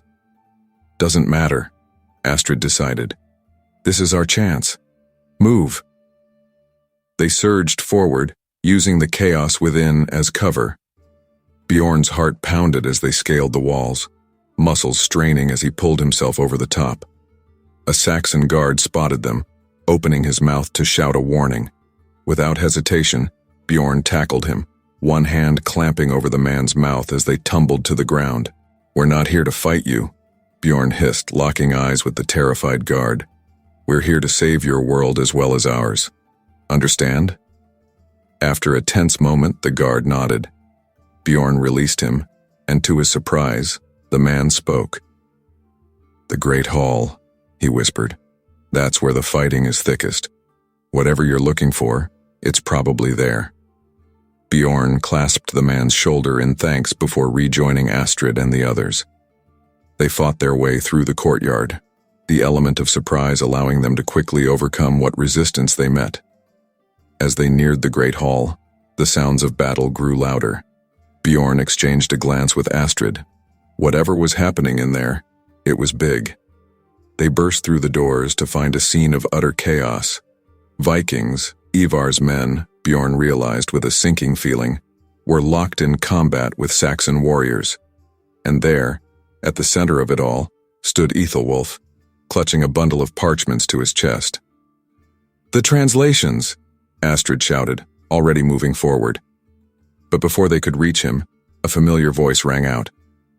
"Well, well, if it isn't the would-be saviors of the world." Ivar the Boneless emerged from the fray, his eyes glittering with malice. "Did you really think I'd let you keep such power to yourselves?" Bjorn felt a surge of anger. "This isn't about power, Ivar. It's about survival, for all of us." Ivar's laugh was cold. "Survival? No, Iron Hand. It's about destiny, our destiny to rule, written in the very fabric of fate itself." As he spoke, Bjorn noticed something odd. The air around Ivar seemed to shimmer, like heat rising from sun-baked stones. And his eyes, was it a trick of the light, or did they glow with an unnatural blue? Astrid noticed it too. "Ivar," she said cautiously, "what have you done?" Before he could answer, a bone-chilling roar shook the very foundations of the hall. The fighting stopped as all eyes turned to the windows, where an impossible sight greeted them. The sky had turned the color of blood, roiling clouds shot through with veins of lightning. And there, on the horizon, a massive shape was rising from the sea, scales glinting, eyes blazing with primordial fury. "Jormungandr," Bjorn breathed, his voice barely a whisper. Ivar's laughter rang out, tinged with madness. "Yes, the world serpent rises, just as the prophecy foretold. But not to end our world, to usher in a new age of Viking rule." Realization dawned on Bjorn. "The translations, you altered them, didn't you? Twisted their meaning to suit your own ambitions?" "Clever boy," Ivar sneered. "The Rookstone speaks of change, of a great upheaval. Why shouldn't we be the ones to guide that change, to shape the new world in our image?" As he spoke, the shimmering around him intensified. Bjorn watched in horror as Ivar's form began to shift and grow, his body twisting into something inhuman. "You fool!" Astrid shouted, her voice thick with despair. "You've damned us all." The transformed Ivar, now a monstrous giant with skin like ice and eyes of flame, merely laughed. "Damned? No, Ravenhair. I've set us free. The old gods are dead. We are the new gods now." With a gesture, he summoned a whirlwind that tore through the hall, scattering friend and foe alike. In the chaos, Ethelwulf, still clutching the translations, made a break for a side door. "After him!" Bjorn yelled, already moving. "We need those translations!" He and Astrid fought their way through the melee, ducking under swinging blades and leaping over fallen bodies. They burst out of the hall just in time to see Ethelwulf mounting a horse, preparing to flee. Without hesitation, Bjorn sprinted forward, pushing his body to its limits. Just as Ethelwulf spurred his horse into motion, Bjorn leapt, tackling the Saxon lord from the saddle. They hit the ground hard, rolling in the mud as they grappled for the precious parchments. Stop. Astrid's voice cut through the struggle. Both of you. They looked up to see her standing over them, sword drawn. But her eyes were fixed on the sky, where the form of Jormungandr was now clearly visible, its massive coils blotting out the sun. We don't have time for this, she said, her voice tight with urgency. Ethelwulf, we need those translations. The fate of your people hangs in the balance as much as ours. The Saxon lord's face was a mask of conflicting emotions, fear, doubt, and a flicker of something that might have been hope. Finally, he nodded, releasing his grip on the parchments. What now? He asked, his voice hoarse. Bjorn stood, helping Ethelwulf to his feet. Now we find Einar and Elfwin. If anyone can make sense of these runes and find a way to stop this madness, it's them. As if in response to his words, a crack of thunder split the sky. The very air seemed to ripple, and for a moment Bjorn thought he saw other realms bleeding through. The icy wastes of Niflheim, the fiery pits of Muspelheim. The barriers between worlds are breaking down, Astrid said, her face pale. We're running out of time. They raced back towards their camp, the sounds of battle fading behind them, as an eerie stillness settled over the land. Vikings and Saxons alike stared at the sky in mute horror, old enmities forgotten in the face of impending doom. As they ran, Bjorn's mind whirled with the magnitude of their task. They had the translations, yes, but could they decipher them in time? And even if they did, how could they hope to stop a being like Jormungandr, or the twisted godlike thing that Ivar had become? Yet as despair threatened to overwhelm him, Bjorn remembered Brynhilder's words. True strength lies not in the arm that wields the axe, but in the heart that knows when to lower it. Perhaps, he thought, the key to saving their world lay not in fighting the coming darkness, but in finding a way to embrace the change without losing themselves in the process. With renewed determination, Bjorn pressed on. The race against fate had begun in earnest, and the future of both Vikings and Saxons hung in the balance. Whatever came next, he knew that the greatest test of their newfound alliance, and of his own courage, still lay ahead. Bjorn stood atop a cliff overlooking the churning sea, his hair whipping in the wind as he watched Jormungandr's massive coils break the surface again and again. The sky above was a maelstrom of unnatural colors, flashing with otherworldly lightning. In the distance he could see the twisted form of Ivar, or what Ivar had become, striding across the land, each step shaking the earth. Bjorn. Astrid's voice cut through the chaos. He turned to see her approaching, followed by Einar, Elfwin, and a haggard-looking Ethelred.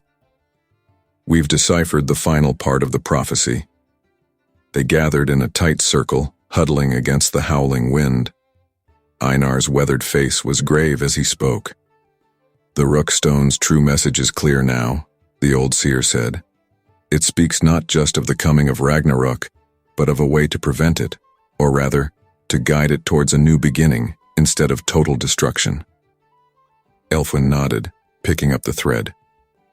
The prophecy speaks of a great sacrifice, a balancing of old and new. It says, when the serpent rises and the false god walks, only the union of ancient foes can stem the tide of chaos. Bjorn frowned. Union of ancient foes? You mean Vikings and Saxons? Not just an alliance, Astrid said, her eyes blazing with understanding. A true union, a blending of our peoples, our beliefs, our very ways of life. Ethelred shook his head in disbelief. You can't be serious. After generations of conflict, you expect our people to simply join together? Do we have a choice? Bjorn countered, gesturing at the apocalyptic scene around them. Look at what's happening. If we don't find a way to work together, there won't be anything left to fight over. A bone-shaking roar interrupted them. They turned to see Ivar's monstrous form approaching, each step closing the distance at an alarming rate. We need to move, Astrid commanded. Gather everyone, Viking and Saxon alike. We make our stand at the stone circle. As they raced to comply, Bjorn couldn't help but marvel at how quickly old enemies became allies in the face of a greater threat. Vikings who days ago would have slaughtered Saxons on sight now fought side by side with them against the twisted creatures Ivar's transformation had spawned. They reached the ancient stone circle, the very place where their journey had begun, just as Ivar's massive form crested the hill. The remaining warriors formed a protective ring around Einar and Elfwin, who began to chant in a strange mixture of Old Norse and Anglo-Saxon. Ivar's laughter boomed across the battlefield. "Still you resist? Can't you see that the old world is dying? Embrace the chaos, become gods yourselves." Bjorn stepped forward, his voice ringing out clear and strong. "We don't need to be gods, Ivar. We just need to be better men."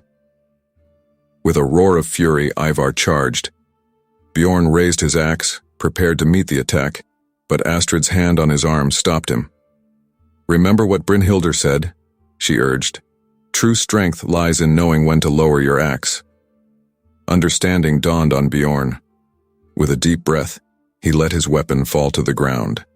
Around him he saw others doing the same, Vikings and Saxons alike, laying down their arms in the face of annihilation.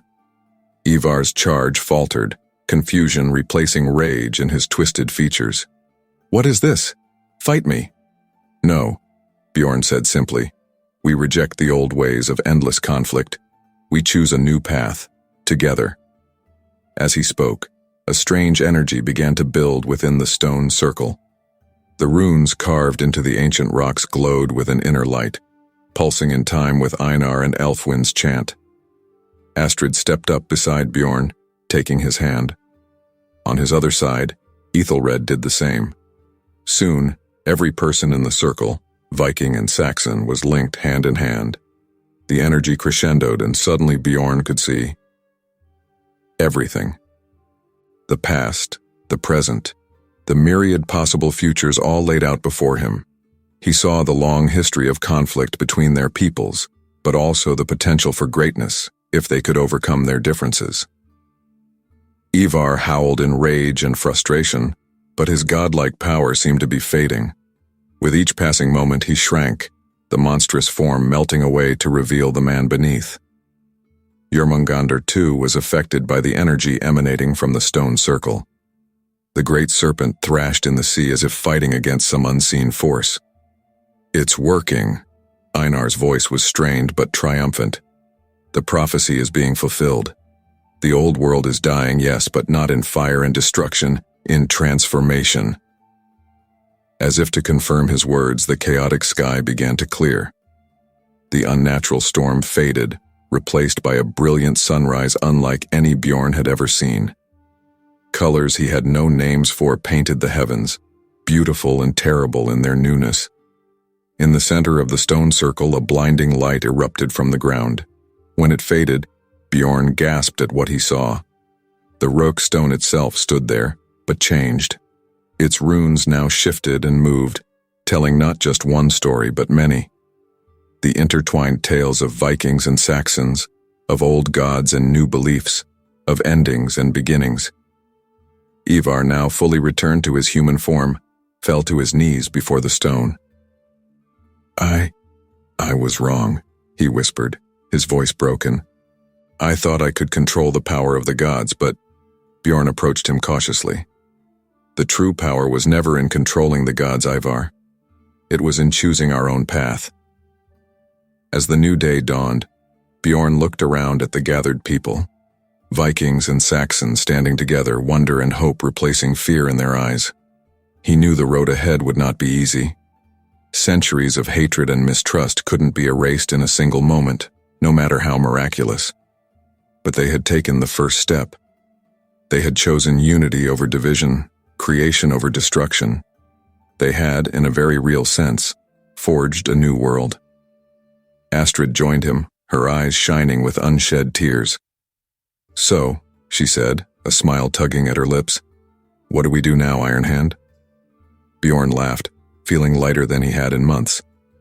Now we build something new, something that honors both our pasts and our shared future." As if in response to his words, the roke stone pulsed once more.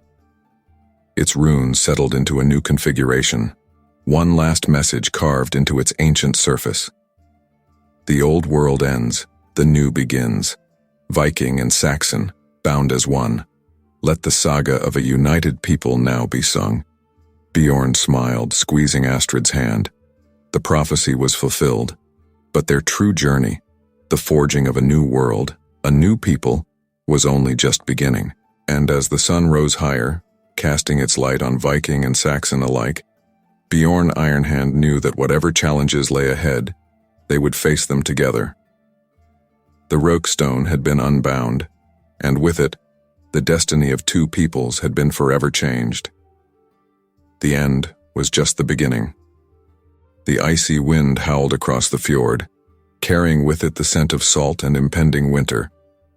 Freydis Eiriksdottir stood atop a rocky outcrop, her fiery red hair whipping about her face as she gazed out at the gray, churning waters. In her calloused hands, she gripped a wooden practice sword, its weight a comfort against the growing unease in her heart. "Freydis," a voice called from below. "Freydis, where are you? Your mother needs help with the weaving." She gritted her teeth, knowing her moment of solitude was at an end. With practiced ease, she slid the practice sword into a hidden crevice in the rocks.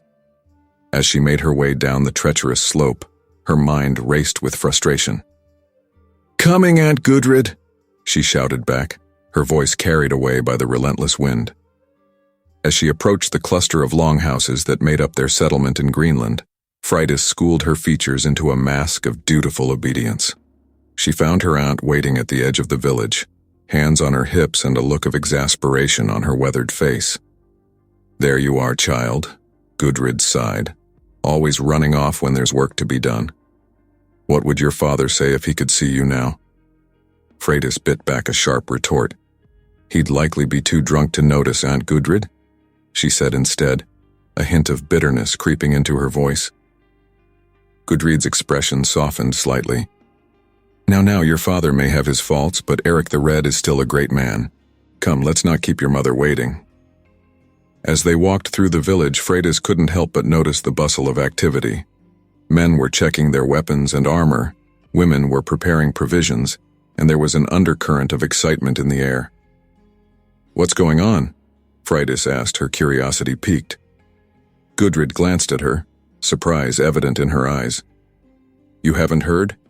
Your brother Leif has called a thing. He's to make an announcement this evening." Freydis's heart leapt. A thing, a village assembly, could only mean something important was afoot. She quickened her pace, eager to finish her chores and find out more. The rest of the day passed in a blur of mundane tasks.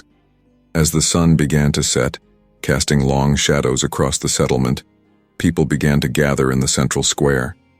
Freydis stood at the back of the crowd, her height allowing her to see over the heads of many gathered there. A hush fell over the assembly as Leif Erikson stepped onto a raised platform.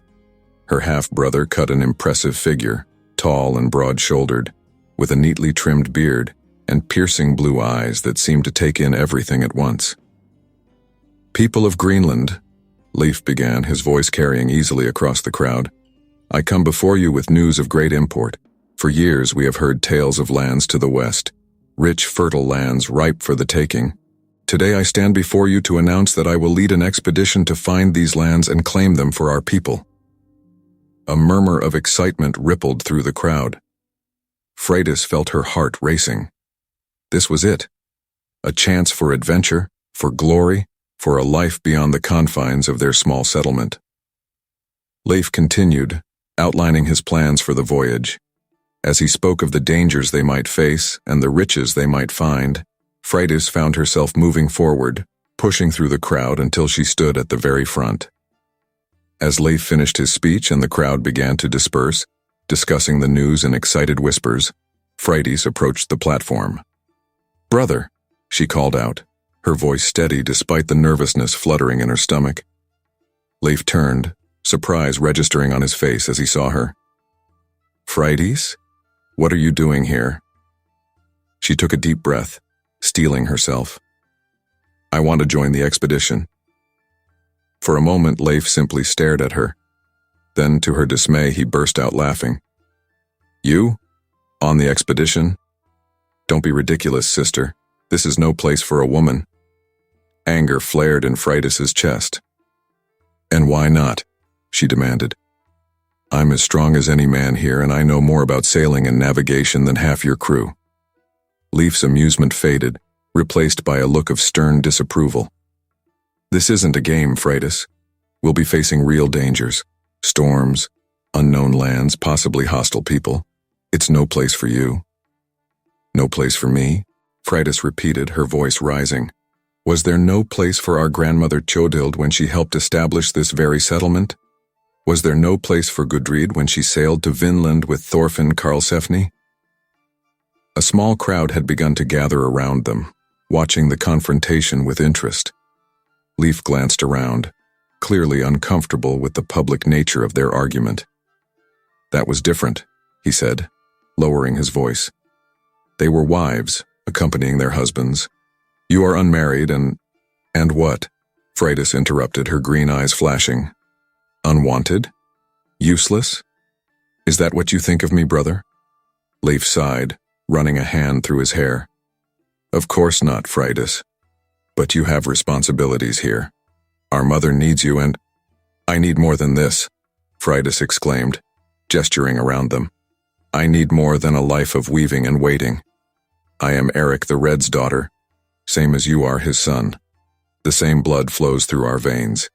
If you can lead an expedition to unknown lands, then by the gods I can be part of it.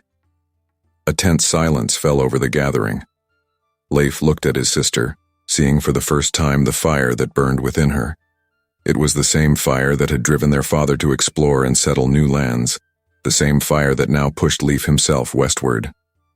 Before he could respond, a new voice cut. The crowd parted, revealing a tall, elderly woman leaning on a gnarled staff. Her white hair was braided with feathers and bones, and her eyes seemed to glow with an inner light. Freydis recognized her immediately. Groa, the vulva who had arrived in their settlement only days before. Groa approached slowly, her eyes fixed on Freydis.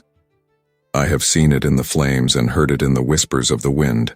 The daughter of fire has a role to play in the fate of your expedition, Leif Erikson. To leave her behind would be to court disaster. Murmurs swept through the crowd.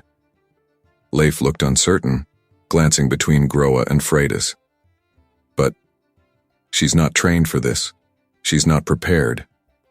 Freydis seized her chance. Then train me, she said firmly. Give me a chance to prove myself.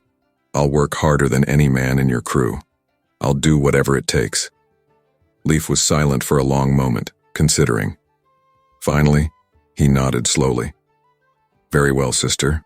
You'll have your chance. But know this. I'll expect twice as much from you as from any other member of this expedition. If you can't keep up, if you become a liability, I'll have no choice but to send you back.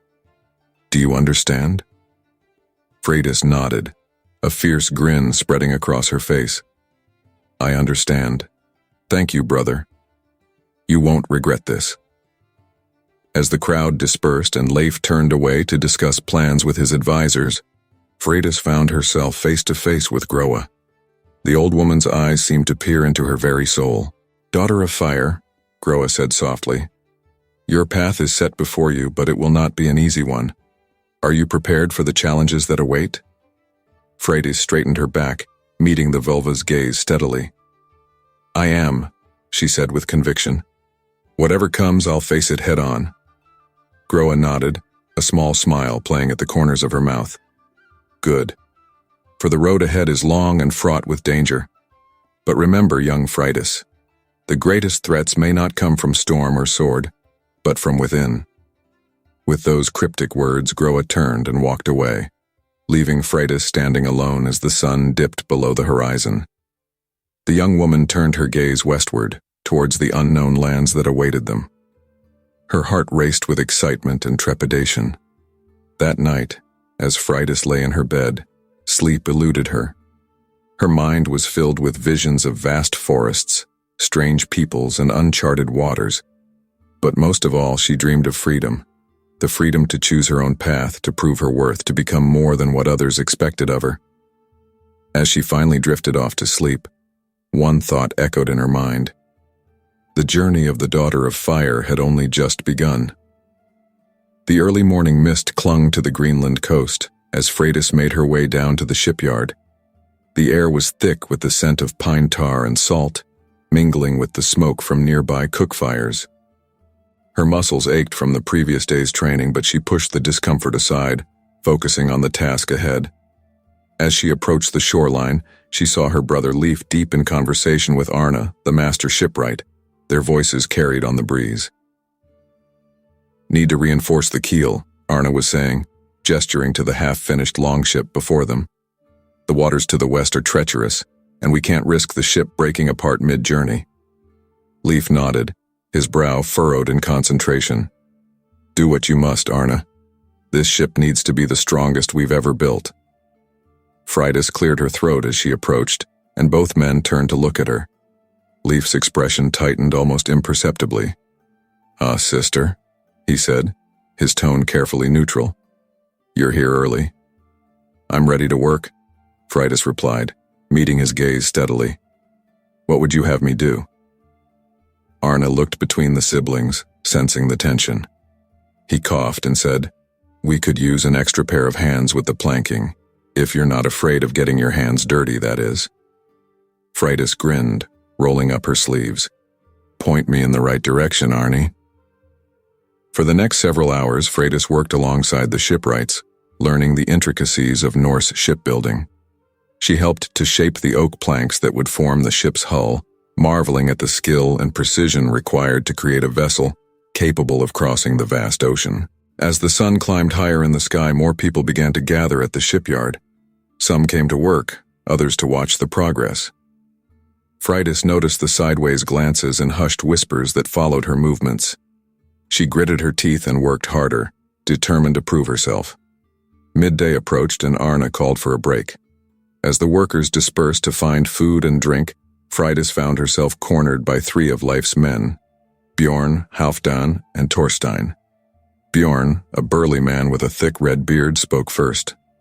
"So, the little princess thinks she can play at being a Viking, does she?" Freydis straightened her back, meeting his mocking gaze. "I'm not playing at anything, Bjorn. I'm here to work, same as you." Halfdan, lean and sharp-eyed, snorted. "Work?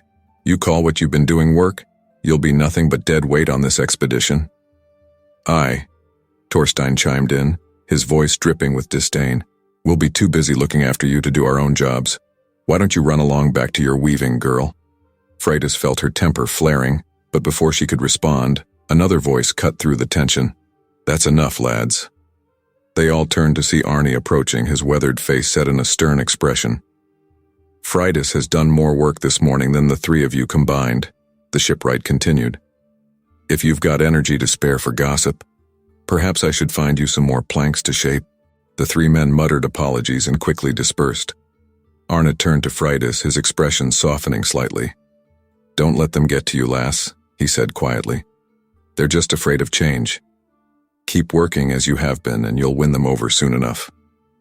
Freydis nodded, grateful for the unexpected support. "Thank you, Arna.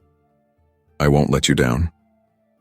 As the day wore on, the ship began to take shape. Freydis worked tirelessly, ignoring the aches in her muscles and the splinters in her hands. As the sun began to set, casting a golden glow over the fjord, Leif called for everyone's attention. "Good work today, all of you," he said, his voice carrying across the shipyard.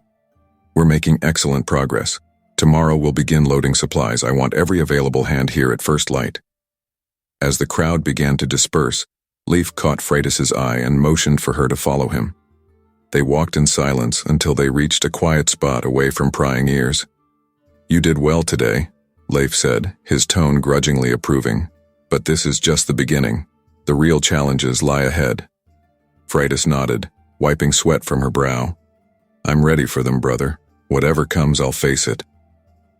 Leif studied her for a moment, then sighed. "I hope you're right, Freydis, because I've just received word that Thorvald Asvaldsson is planning to sabotage our expedition." Freydis felt her blood run cold. Thorvald was a rival chieftain, known for his ruthlessness and ambition. What does he hope to gain? she asked. Power. What else? Leif replied grimly.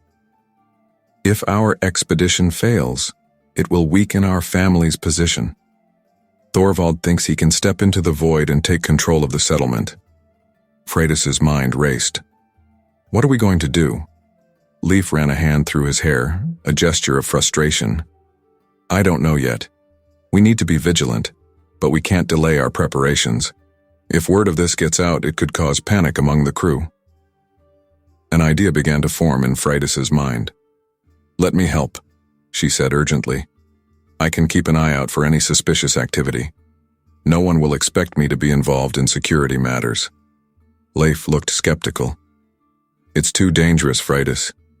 If Thorvald's men catch you snooping around, they won't, Freydis insisted. I can be discreet. And think about it. This is the perfect opportunity for me to prove my worth to the expedition. Please, Leif. Trust me with this. For a long moment, Leif was silent, weighing the risks. Finally, he nodded. Very well. But be careful, sister, and report anything suspicious to me immediately. Freydis felt a thrill of excitement mixed with trepidation. I will. Thank you for trusting me with this, Leif. As they parted ways, Freydis's mind was already whirling with plans. She made her way back to the village, her senses alert for anything out of the ordinary. As she passed by the mead hall, she overheard snippets of conversation that made her pause. Midnight. Ship. Fire. Freydis's heart raced. Could this be related to Thorvald's plans? She edged closer, trying to catch more of the conversation without being noticed. Suddenly, a hand gripped her arm, and she found herself face to face with Groa, the Vulva.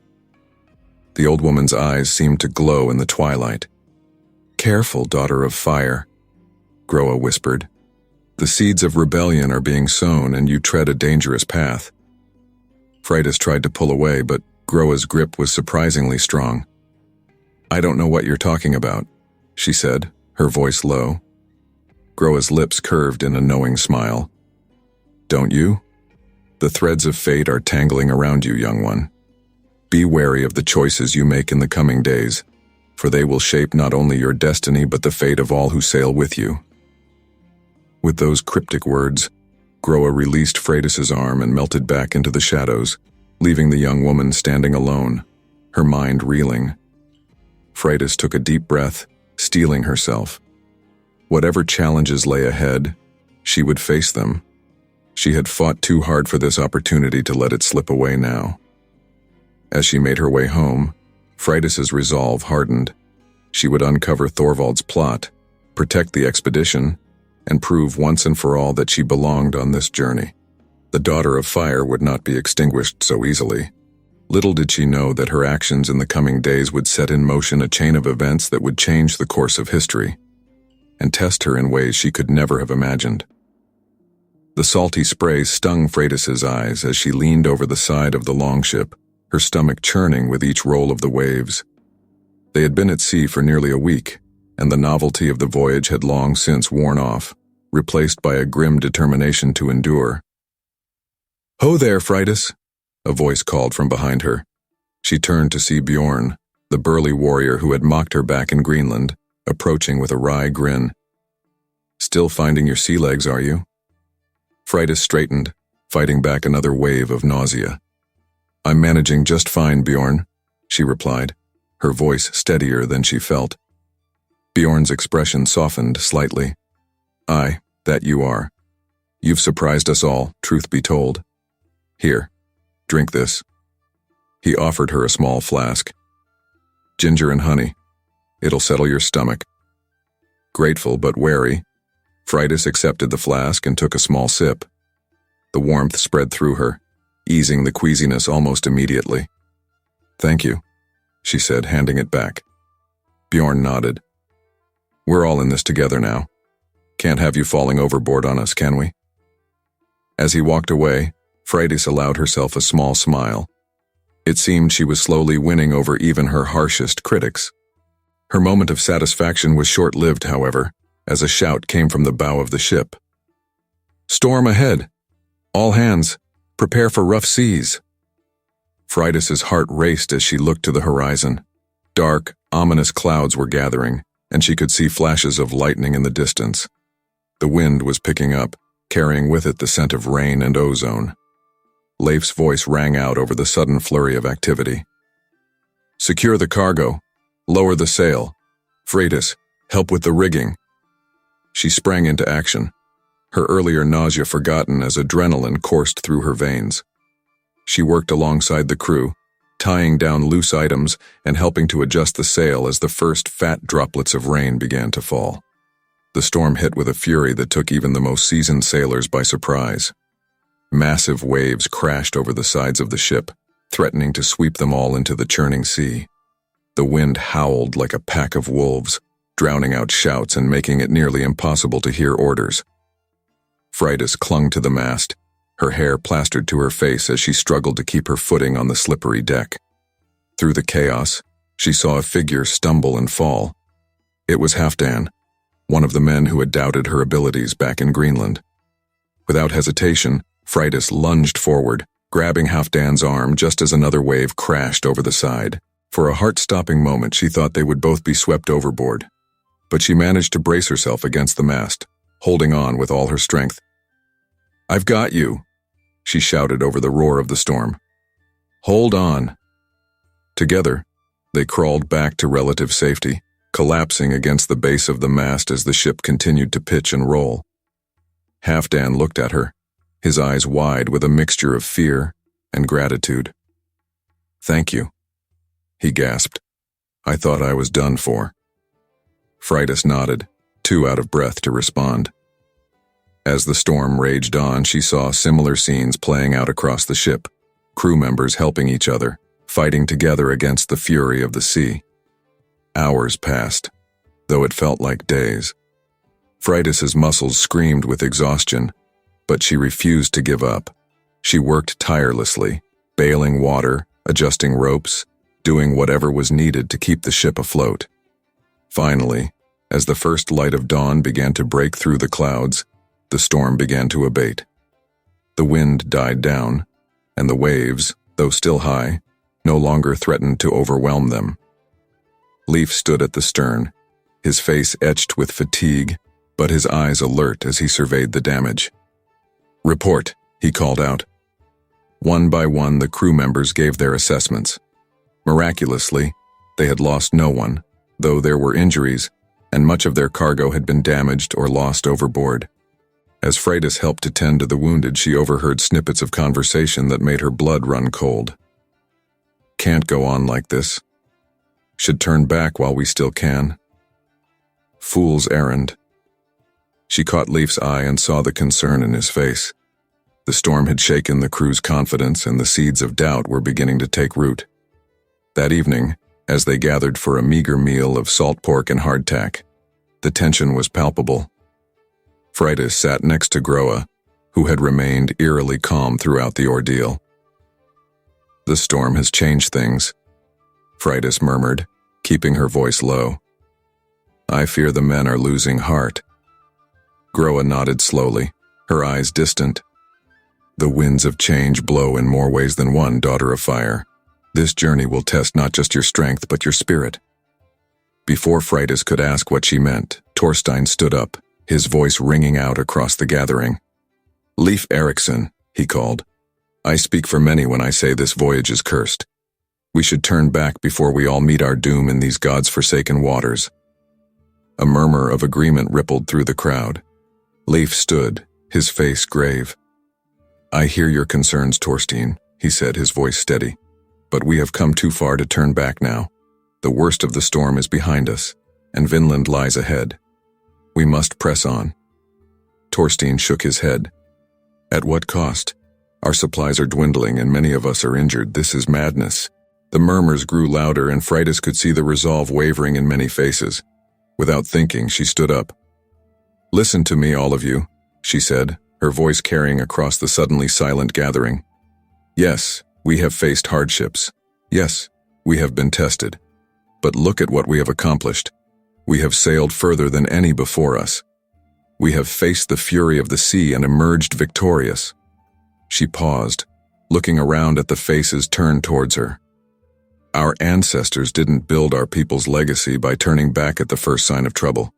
They pressed on, they endured, they conquered. Are we not their descendants? Do we not have the same strength flowing through our veins? Freydis could see her words having an effect. The doubt in their eyes was being replaced by determination. Vinland awaits us, she continued, her voice growing stronger. A new land, rich with possibilities. Our names will be remembered in sagas for generations to come, but only if we have the courage to see this through. I, for one, did not come all this way to turn back now. Who stands with me? For a moment, there was silence. Then, slowly at first but with growing enthusiasm, voices began to call out in agreement. Bjorn stood raising his cup. "To Vinland!" he shouted. The cry was taken up by others until the entire crew was on their feet, their earlier doubts forgotten in a surge of renewed determination. Leif caught Freydis's eye, a mixture of pride and gratitude in his expression. She had done what he could not. She had reignited the crew's passion for the journey. As the impromptu celebration continued around her, Freydis felt a hand on her arm. She turned to see Groa, a knowing smile on her weathered face. "Well done, daughter of fire," the Volva said softly. "You have passed the first true test of leadership. But be warned, greater challenges lie ahead. The flames of your destiny burn bright, but they also cast long shadows." Freydis nodded, a shiver running down her spine, despite the warmth of the moment. She knew Groa was right. This was only the beginning. But for now, she allowed herself to bask in the glow of her small victory. As she looked out over the darkening sea, Freydis felt a sense of anticipation building within her. Vinland was out there, waiting to be discovered. And she, Freydis Eiriksdottir, would be among the first to set foot on its shores. The winds of change were indeed blowing, carrying them towards a future filled with both promise and peril. But Freydis was ready to face whatever lay ahead, her spirit as indomitable as the flames that gave her her name. The longship's keel grated against the pebbly shore of Iceland, the sound a welcome relief after weeks of nothing but the endless crash of waves. Freydis stood at the bow, her eyes drinking in the sight of the rugged coastline.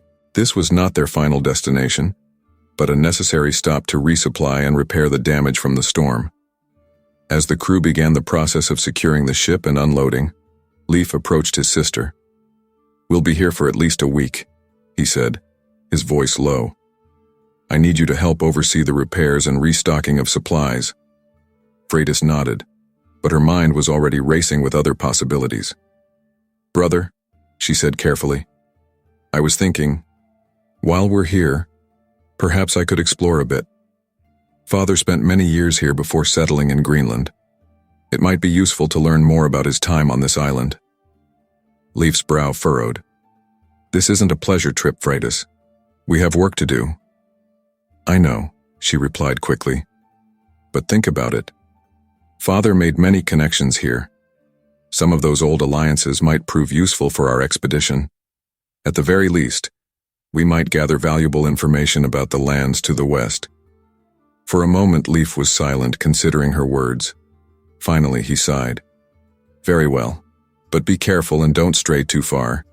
We can't afford any delays." Freydis grinned, already planning her excursion. "Thank you, Leif. I won't let you down." As the crew set about their tasks, Freydis made her way into the nearby settlement. The air was thick with the scent of smoke from cooking fires, mingled with the ever-present tang of salt from the sea. She could hear the bleating of sheep and the distant ring of a blacksmith's hammer. Her first stop was the local mead hall, where travelers often gathered to share news and stories. As she pushed open the heavy wooden door, the buzz of conversation washed over her. Eyes turned to regard the newcomer, some curious, others wary. Freydis made her way to the bar where a grizzled old man was wiping down mugs with a cloth that had seen better days. "What'll it be?" he grunted, not looking up. "Information," Freydis replied, sliding a silver coin across the counter. "About Eric the Red." The old man's eyes flickered to the coin, then up to Freitas's face. His eyes widened slightly as he took in her red hair and fierce green eyes. "Eric's Ged, are you?" he asked, his voice lowering. "Thought you lot were all off in Greenland these days." Freitas leaned in. "We're just passing through. But I'm curious about my father's time here. What can you tell me?" The old man, who introduced himself as Gunnar, proved to be a wealth of information. Over the next hour, he regaled Freitas with tales of Eric's exploits in Iceland, his feuds with neighboring chieftains, his skill as a navigator, and the circumstances that led to his exile. "Your father made plenty of enemies here," Gunnar said, refilling Freitas's mug. "But he made some strong allies too. Might be worth your while to seek out old Thorbjorn. He and Eric were thick as thieves back in the day." Armed with this new information, Freitas set out to find Thorbjorn. Her search led her to a small farmstead on the outskirts of the settlement. As she approached, she saw an elderly man chopping wood, his movement still strong despite his advanced years. "Thorbjorn?" she called out. The man paused, squinting at her in the afternoon sun. "Aye, that's me. Who's asking?" Freitas stepped closer. "My name is Freitas Eiriksdottir. I'm told you knew my father, Eric the Red." Thorbjorn's axe clattered to the ground. "By the gods," he breathed. "You're the spitting image of him." He gestured for her to follow him into the house. Come in. We have much to discuss." Inside, Thorbjorn's wife Gudrun served them warm mead as Freitas explained the purpose of their expedition. Thorbjorn listened intently, his weathered face thoughtful. "Eric always dreamed of pushing further west," he said, shaking his head. "Seems his children have inherited his wanderlust." He paused, then added, "There's something you should see." He disappeared into a back room, returning with a small, intricately carved wooden box. "Eric left this with me before he sailed for Greenland," Thorbjorn explained. "Said if any of his children ever came looking, I was to give it to them."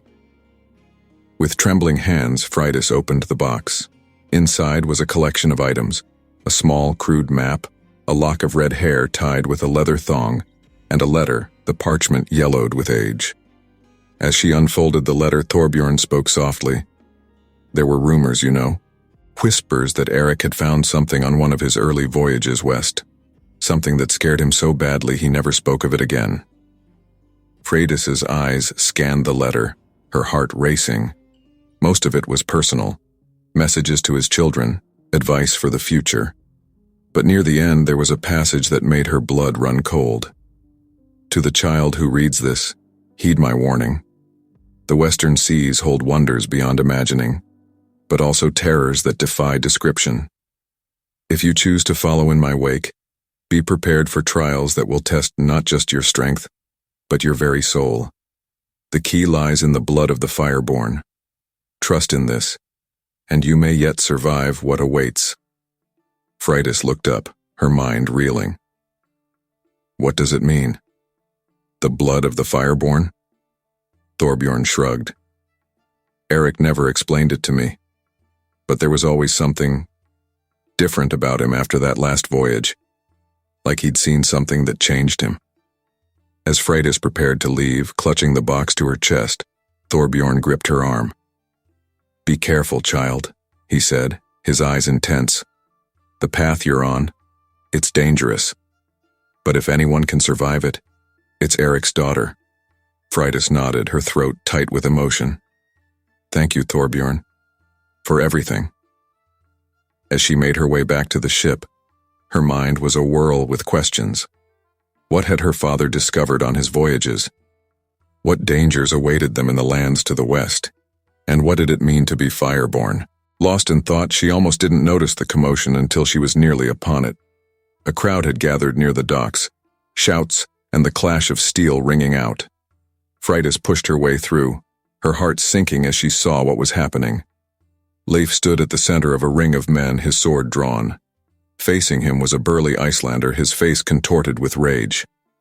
"Your father was a murderer and a thief," the man was shouting, "and now his son returns to mock us." Leif's voice was calm, but Freydis could see the tension in his stance. I mean no disrespect to you or your people. We're simply here to resupply before continuing our journey. The Icelander spat on the ground. Liar! You're here to steal our women and plunder our lands just like your father did. Before Leif could respond, Freydis stepped forward. Enough! She shouted, her voice carrying over the crowd. All eyes turned to her. My father may have made enemies here, she continued, her voice steady. But he also made friends. He was a complex man, capable of both great good and terrible mistakes. We are not here to rehash old grudges or reopen old wounds. We are explorers, seeking new lands and new opportunities. If you cannot see past your hatred, then you are no better than the man you claim my father to be. For a moment there was silence. Then, slowly, the Icelander lowered his weapon. You speak well, girl, he growled, but words alone won't erase the past. No, Freydis agreed. But they can help build a better future. All we ask is for peaceful trade and the chance to repair our ship. Can we not set aside old enmities for the sake of progress? The tension in the air slowly dissipated as murmurs of agreement spread through the crowd. The Icelander gave a grudging nod before turning and stalking away. As the crowd dispersed, Leif approached his sister. That was well handled, he said quietly. Though I hope you haven't been causing trouble with your explorations. Freydis shook her head. Not trouble, brother. But I have discovered something that might change everything about our journey. As they walked back to the ship, Freydis filled Leif in on what she had learned. The prophecy of the Fireborn, the warnings about the western lands, the mysteries their father had left behind. Leif listened in silence, his face growing more grave with each passing moment. Finally, he spoke. This changes nothing. We've come too far to turn back now, but we must be more cautious than ever. Freydis nodded, her hand tightening around the box she carried. Agreed. Whatever lies ahead, we'll face it together. As they boarded the ship, Freydis cast one last look at the rugged shores of Iceland. She couldn't shake the feeling that they were leaving behind the last vestiges of the known world. Ahead lay only mystery, danger, and the echoes of a past not fully understood. But in her heart a fire burned, the same fire that had driven her father, the same fire that now pushed her towards an uncertain destiny. Whatever challenges lay ahead, Freydis Eiriksdottir, daughter of fire, would meet them head-on. The longship creaked and groaned as it cut through the choppy waters of the North Atlantic. Freydis stood at the prow, her eyes fixed on the endless expanse of sea before them. They had left Iceland behind days ago, and now there was nothing but the vast, uncharted waters of the Western Ocean. Land ho! The cry came from the crow's nest, startling Freydis from her reverie. Her heart leapt as she strained her eyes, searching for any sign of shore. Leif appeared at her side, his face etched with a mixture of excitement and apprehension. This could be it, sister, he said, his voice low. The land our father spoke of. As they drew closer, the faint smudge on the horizon began to take shape. Towering cliffs rose from the sea, their faces scarred by centuries of wind and waves. Dense forests crowned the heights, a verdant promise of the riches that might lie beyond. It's beautiful, Freydis breathed, her eyes wide with wonder. Leif nodded, but his expression remained guarded. Aye, but beauty can hide many dangers. Remember father's warning. As the crew prepared to make landfall, a sense of unease settled over the ship. The men spoke in hushed tones, casting wary glances at the looming shoreline. Bjorn approached Freydis, his usual bravado tempered by a hint of nervousness. What do you think awaits us, Firehair? He asked, using the nickname that had become common among the crew. Freydis shook her head. I don't know, Bjorn, but whatever it is, we'll face it together. As they neared the coast, searching for a suitable landing spot, a thick fog began to roll in from the sea. It enveloped the ship, reducing visibility to mere arm's length. Oars out! Leif shouted. Steady as she goes! The crew scrambled to comply, the rhythmic splash of oars cutting through the eerie silence. Freydis felt a chill run down her spine that had nothing to do with the damp air. Suddenly, a monstrous shape loomed out of the mist. A collective gasp went up from the crew as they beheld a massive sea creature, its serpentine neck rising high above the waves. "By the gods!" someone whispered. "It's the Midgard serpent!" Panic threatened to overtake the ship. Men reached for weapons while others fell to their knees in prayer. Freydis's mind raced. This couldn't be happening. The creatures of myth weren't real. Were they? Then she remembered her father's words. The western seas hold wonders beyond imagining, but also terrors that defy description. Taking a deep breath, she strode to the center of the deck. "Hold fast," she shouted, her voice carrying over the growing chaos. "This is no Midgard serpent. Look closer." As the fog began to thin, the true nature of the monster became clear. What they had mistaken for a serpent's neck was in fact a tall, narrow rock formation, worn by the sea into a fantastic shape. A nervous laughter rippled through the crew as the tension broke.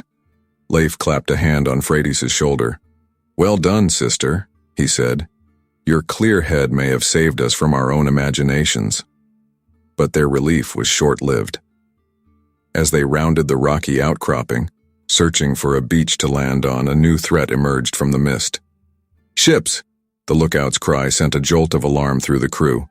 4 ships approaching from the south. Leif's face hardened. "Everyone to battle stations. Prepare to defend yourselves." As the crew scrambled to arm themselves, Freydis felt a hand on her arm. She turned to see Groa, the vulva's eyes gleaming with an otherworldly light. "The moment of truth approaches, daughter of fire," the old woman intoned. "Remember, the key lies in the blood of the fireborn." Before Freydis could ask what she meant, Groa had melted back into the crowd. There was no time to ponder her cryptic words. The approaching ships were now clearly visible, their dragon-headed prows cutting through the waves with deadly purpose. "They're Norsemen," Halfdan called out, his voice a mixture of relief and confusion. "But I don't recognize their colors." Leif's brow furrowed. Rival explorers? Or something worse?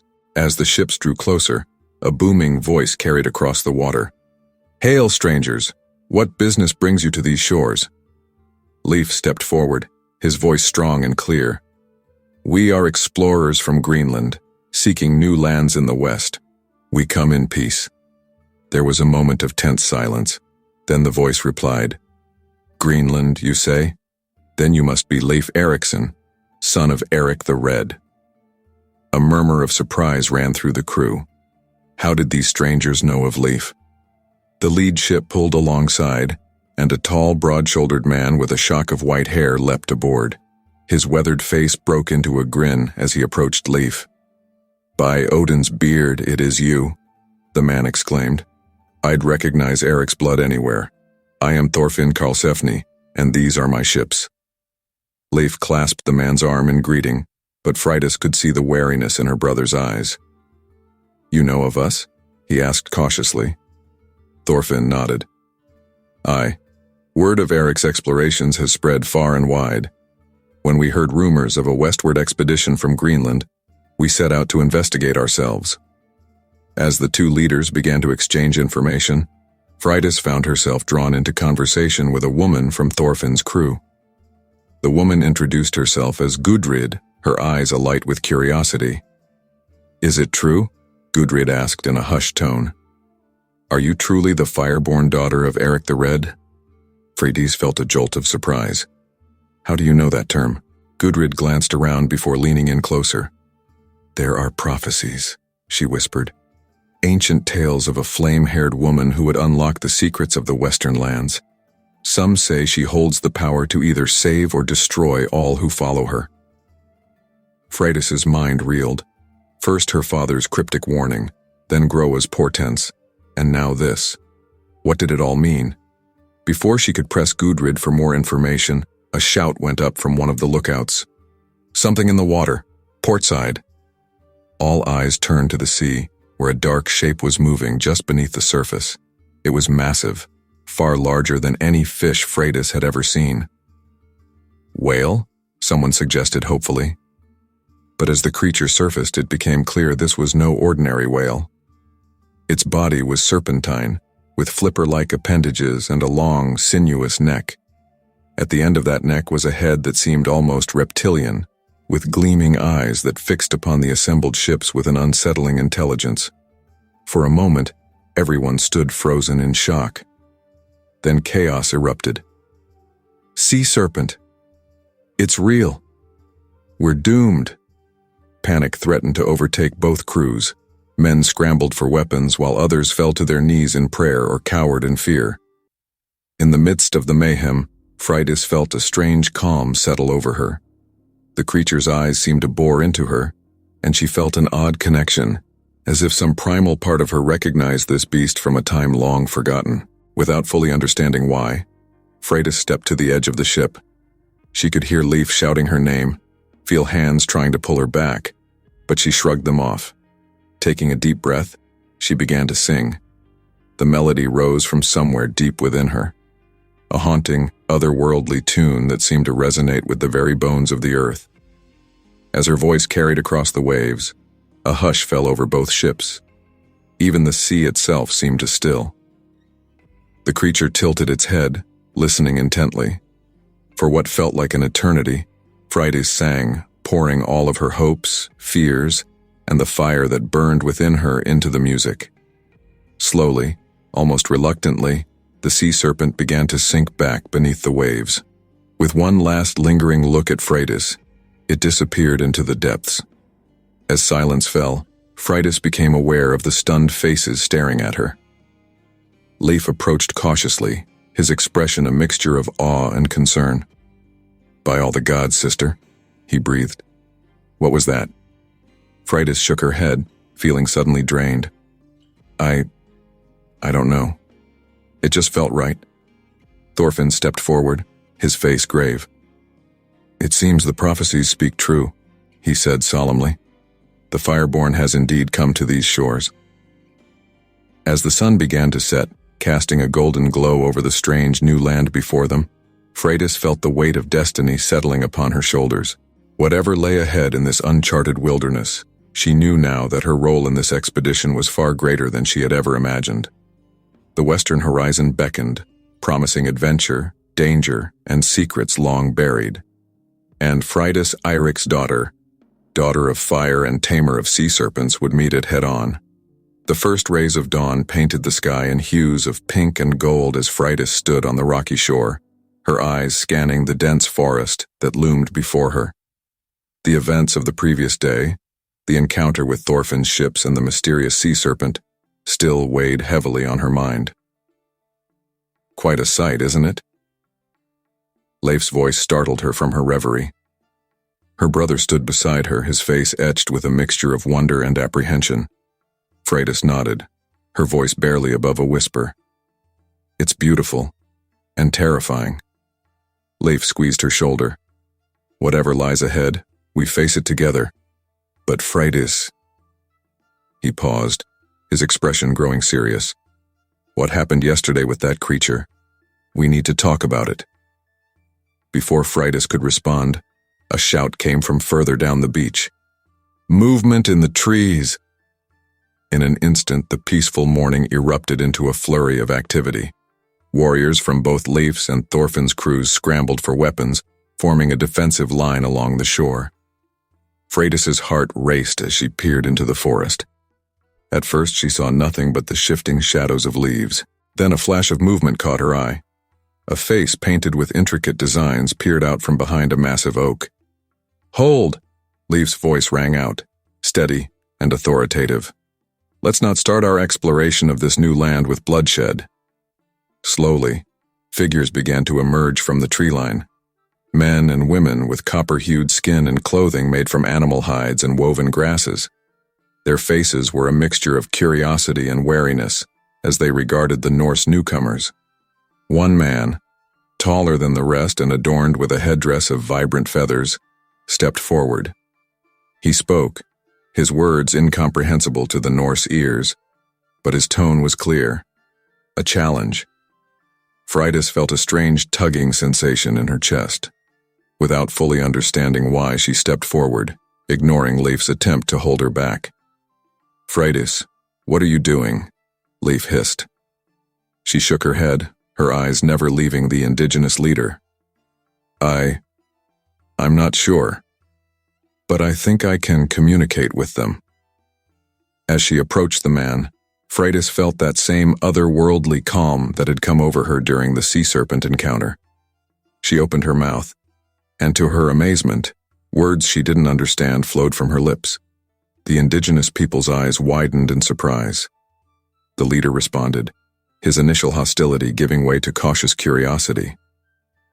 For several minutes, Freydis found herself engaged in a conversation she couldn't comprehend on a conscious level, yet somehow she knew she was conveying their peaceful intentions and their desire to explore and trade. Finally, she turned back to her stunned companions. "They're called the Beothuk," she explained, the knowledge somehow clear in her mind.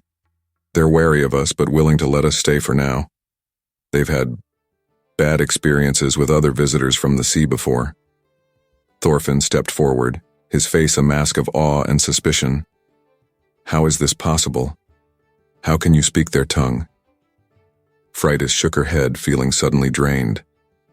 I don't know. It just happened." As the two groups began to mingle cautiously, Groa appeared at Freydis's side. The old vulva's eyes gleamed with a knowing light. "The blood of the Fireborn awakens," she murmured. "But be warned, child. Great power often comes at a great price." Over the next few days, an uneasy peace settled between the Norse explorers and the Beothuk people. With Freydis acting as a translator, they began to trade goods and share knowledge about the land. But tensions simmered beneath the surface. Many of the Norse warriors, particularly from Thorfinn's crew, grew restless with what they saw as overly cautious leadership. One evening, as Freydis helped to construct a temporary longhouse, she overheard a heated conversation between two of Thorfinn's men. "This is madness," one grumbled. "We should be claiming this land, not playing nice with savages." His companion nodded in agreement. "Aye, and what of the Fire Witch? She has too much sway over both Leif and Thorfinn. It's unnatural, I tell you." Freydis felt a chill run down her spine. She knew her newfound abilities had caused unease among some of the crew, but she hadn't realized how deep the mistrust ran. Later that night, unable to sleep, Freydis slipped out of the camp and made her way down to the shore. The moon hung low and full over the water, casting a silvery path across the waves. "Couldn't sleep either, eh?" Freydis turned to see Bjorn approaching, his usual jovial expression replaced by one of concern. She shook her head. "Too much on my mind." Bjorn nodded, coming to stand beside her. "Aye, I can imagine. You've become quite the topic of conversation around the campfires." Freydis sighed. "Not all of it good, I'd wager." "People fear what they don't understand," Bjorn said softly. "And you, Firehair, have become quite the mystery." They stood in companionable silence for a moment, watching the play of moonlight on water. Then Bjorn spoke again, his voice low and urgent. "Listen, Freydis. There's something you should know. Some of Thorfinn's men, they're planning something. I don't know what exactly, but I've heard whispers of taking matters into their own hands. Be on your guard." Freydis felt her heart race. "Have you told Leif?" Bjorn shook his head.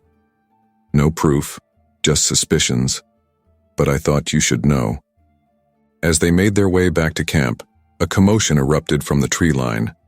Shouts and the clash of steel rang out in the night air. Freydis and Bjorn raced towards the sound, arriving to find a scene of chaos. A group of Thorfinn's men, led by the two she had overheard earlier, were engaged in a skirmish with several Beothuk warriors. "Stop this madness!" Leif's voice boomed out as he arrived on the scene, Thorfinn close behind. But it was too late. As Freydis watched in horror, one of the Norse warriors drove his sword into the chest of a young Beothuk man. The indigenous warrior fell, his blood staining the forest floor. For a moment, everything seemed to freeze. Then, With a collective cry of rage and grief, the Beothuk launched themselves at the Norse invaders. Freydis felt something snap inside her.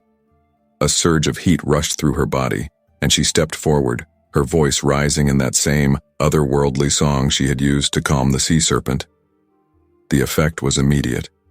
Both Norse and Beothuk warriors stopped in their tracks, their weapons lowering as if by some unseen force. In the sudden silence, Freydis spoke, her words somehow understood by all present. Enough. This bloodshed serves no one. We came here as explorers and traders, not conquerors. If we cannot live in peace with the people of this land, then we have no right to be here at all. She turned to the Beothuk, her heart heavy. I cannot undo what has been done, but I swear by all that I am, justice will be served. Those responsible for this attack will face the consequences of their actions. The Beothuk leader, his face a mask of grief and anger, nodded slowly. The fire speaker's words ring true, he said, Freydis somehow translating for the Norse. But know this, our trust is not easily regained. You have until the next full moon to prove your words with actions. If not, you must leave these shores never to return. As the two groups separated, the injured being tended to on both sides, Freydis felt the weight of responsibility settle heavily on her shoulders. She had prevented further bloodshed, but at what cost? The strange power that flowed through her veins both thrilled and terrified her. Leif approached, his face grave. You've bought us time, sister. But our position here is precarious. We need to decide our next move carefully. Thorfinn joined them, his expression a mixture of awe and concern. The men responsible will be punished, you have my word. But Freydis... He hesitated. What you did just now, it's beyond anything I've ever seen. Are you truly Eric's daughter or something? More? Freydis looked out over the moonlit forest, the beauty of this new land now tainted by violence and mistrust. I don't know what I am, she said softly. But I know this. I will not let the actions of a few destroy everything we've worked for. This land holds secrets, mysteries our people have only dreamed of. We cannot let fear and hatred blind us to the wonders that await. As the first light of dawn began to break over the horizon, Freydis made a silent vow. She would uncover the truth behind her strange abilities, heal the rift between their peoples, and ensure that the promise of this new world was not lost to the old conflicts they had carried across the sea. The path ahead was uncertain, fraught with danger and the weight of prophecy. But Freydis Eiriksdottir, daughter of fire and speaker of forgotten tongues, was ready to face whatever challenges lay ahead. For in this vast, untamed wilderness, she had found not just a new land, but a new purpose, one that would shape the destiny of two worlds. The forest loomed before Freydis, a wall of green that seemed to pulse with hidden life. 2 weeks had passed since the bloody encounter with the Beothuk, and tension still hung heavy in the air. The Norse camp was a hive of activity as they prepared for a crucial expedition into the heart of this new land. Leif approached, his face etched with concern. Are you sure about this, sister? We don't know what dangers lie beyond those trees. Freydis nodded, her jaw set with determination. We need to do this, Leif. If we're to have any hope of mending relations with the Beothuk and uncovering the secrets of this land, we must explore deeper. As they gathered their supplies, Bjorn joined them, his usual jovial demeanor subdued. I've got a bad feeling about this fire hair, he muttered. These woods, they're not like anything back home. All the more reason to explore them, Freydis replied, trying to inject confidence into her voice despite her own misgivings. The expedition party consisted of Freydis, Leif, Bjorn, and 5 other warriors from their crew. Thorfinn had elected to stay behind to maintain order in the camp and continue negotiations with the Beothuk. As they set off into the dense undergrowth, Freydis felt a strange tingling sensation at the base of her skull. The further they ventured from the shore, the stronger it became, as if the very land was trying to communicate with her. Hours passed as they hacked their way through the wilderness. The canopy above grew so thick that it blotted out much of the sunlight, casting the forest floor in an eerie twilight. Strange bird calls and the rustling of unseen creatures filled the air. Suddenly, Friday stopped in her tracks.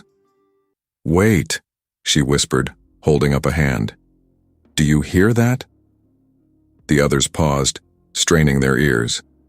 At first there was nothing but the usual forest sounds. Then, faintly, they heard it, a rhythmic pounding, like distant drums. "What in Odin's name is that?" Bjorn muttered, his hand instinctively moving to his axe. Leif frowned. "It could be the Beothuk, or something else entirely." Freydis finished. She felt drawn towards the sound, that strange tingling in her head growing stronger. "We should investigate." As they moved towards the source of the drumming, the forest seemed to close in around them. The air grew thick and humid, and an oppressive silence fell, broken only by the ever louder pounding. Suddenly, the trees opened up into a clearing. In the center stood a massive stone structure, its weathered surface covered in intricate carvings. The drumming emanated from within. "By the gods," Leif breathed. "What is this place?" Freydis approached the structure, her heart racing. The carvings seemed to shift and move in the dim light, depicting scenes of battle, strange beasts, and rituals she couldn't begin to comprehend. As she reached out to touch the stone, a voice rang out from behind them. "Stop!" They whirled around to find a group of Beothuk warriors emerging from the trees, led by a woman whose face was painted with intricate red designs. Unlike the others they had encountered, she wore a cloak made of iridescent feathers that seemed to shimmer with an inner light. Freydis felt that now familiar surge of power, and words in the Beothuk language flowed from her lips. "We mean no harm. We are explorers, seeking to understand your land." The woman's eyes widened in surprise. "You speak our tongue, Firehair? Then the rumors are true. You are the one foretold in the ancient prophecies." Leif stepped forward, his hand on his sword hilt. "What prophecies? What do you know of my sister?" The woman held up a hand in a gesture of peace. "I am Eoif, shaman of the Beothuk. We have long awaited the coming of one who could bridge the gap between our worlds." She turned to Freydis. "But you do not yet understand the power that flows through your veins, do you?" Freydis shook her head, feeling both excited and terrified. "No, I don't. Can you help me?" Eoif nodded solemnly. "That is why we are here. The spirits led us to this place, just as they led you. But be warned, the path to understanding is fraught with danger." As if in response to her words, the drumming from within the stone structure grew louder, more insistent. The very air seemed to vibrate with energy. Bjorn shifted uneasily. "I don't like this, Freydis. It smells of dark magic." Eoifa fixed him with a piercing gaze. "All magic is dark to those who do not understand it, Norseman. The question is, are you brave enough to seek that understanding?" Leif looked torn, glancing between Freydis and the ominous structure. "Sister, I cannot in good conscience let you face this alone. But neither can I ask our men to risk themselves in this, whatever this is." Freydis took a deep breath, steeling herself. "Then I'll go alone. This is my destiny, Leif. I can feel it." "Not alone," Eoifa interjected. "I will accompany you. The journey ahead requires both of our strengths." After a tense discussion, it was agreed Freydis and Eoifa would enter the structure, while Leif and the others would stand guard outside. As Freydis approached the entrance, a narrow opening in the stone, she felt a rush of cold air emanate from within. The drumming had reached a fever pitch, reverberating through her very bones. Eoifa placed a hand on her arm. "Are you ready, Fireborn? Once we step inside, there is no turning back." Freydis nodded, her voice barely a whisper. "I'm ready." Together they stepped into the darkness. The moment they crossed the threshold, the drumming stopped abruptly, plunging them into an eerie silence. Freydis felt disoriented. as if the very fabric of reality had shifted around them. As her eyes adjusted to the gloom, she gasped. The interior of the structure was far larger than should have been possible, stretching out in all directions like a vast underground cavern. Bioluminescent fungi clung to the walls, casting everything in an otherworldly blue glow. "What is this place?" Fridas breathed, her voice echoing strangely. Oif's eyes gleamed in the ethereal light. "This is a place between worlds, Fireborn. A nexus point where the veil between realities grows thin. It is here that you will face your greatest trial and discover the true nature of your power." As they ventured deeper into the cavern, Freydis began to see shadowy figures moving at the edge of her vision. Whispers in 1,000 languages filled her mind, fragments of memories not her own flashing before her eyes. Suddenly, the cavern opened up into a vast chamber. In the center stood a pool of water so still it looked like a mirror of polished obsidian. Above it hovered a swirling vortex of energy, pulsing with colors Freydis had no names for. Oife's voice was low and urgent. "The pool of echoes. It reflects not just our world, but all possible worlds. Look into its depths, Fireborn, and see the truth of your existence." Heart-pounding, Freydis approached the pool. As she gazed into its dark surface, the liquid began to ripple and shift. Images flashed before her eyes, battles long past, civilizations rising and falling, great beasts that defied description. And through it all she saw herself, or rather versions of herself, living countless lives across the tapestry of time and space. "I don't understand," Freydis gasped, overwhelmed by the visions. "What does this mean?" Oif's voice seemed to come from very far away. "You are a nexus being, Fireborn, a focal point of reality itself. In you, the blood of countless worlds flows.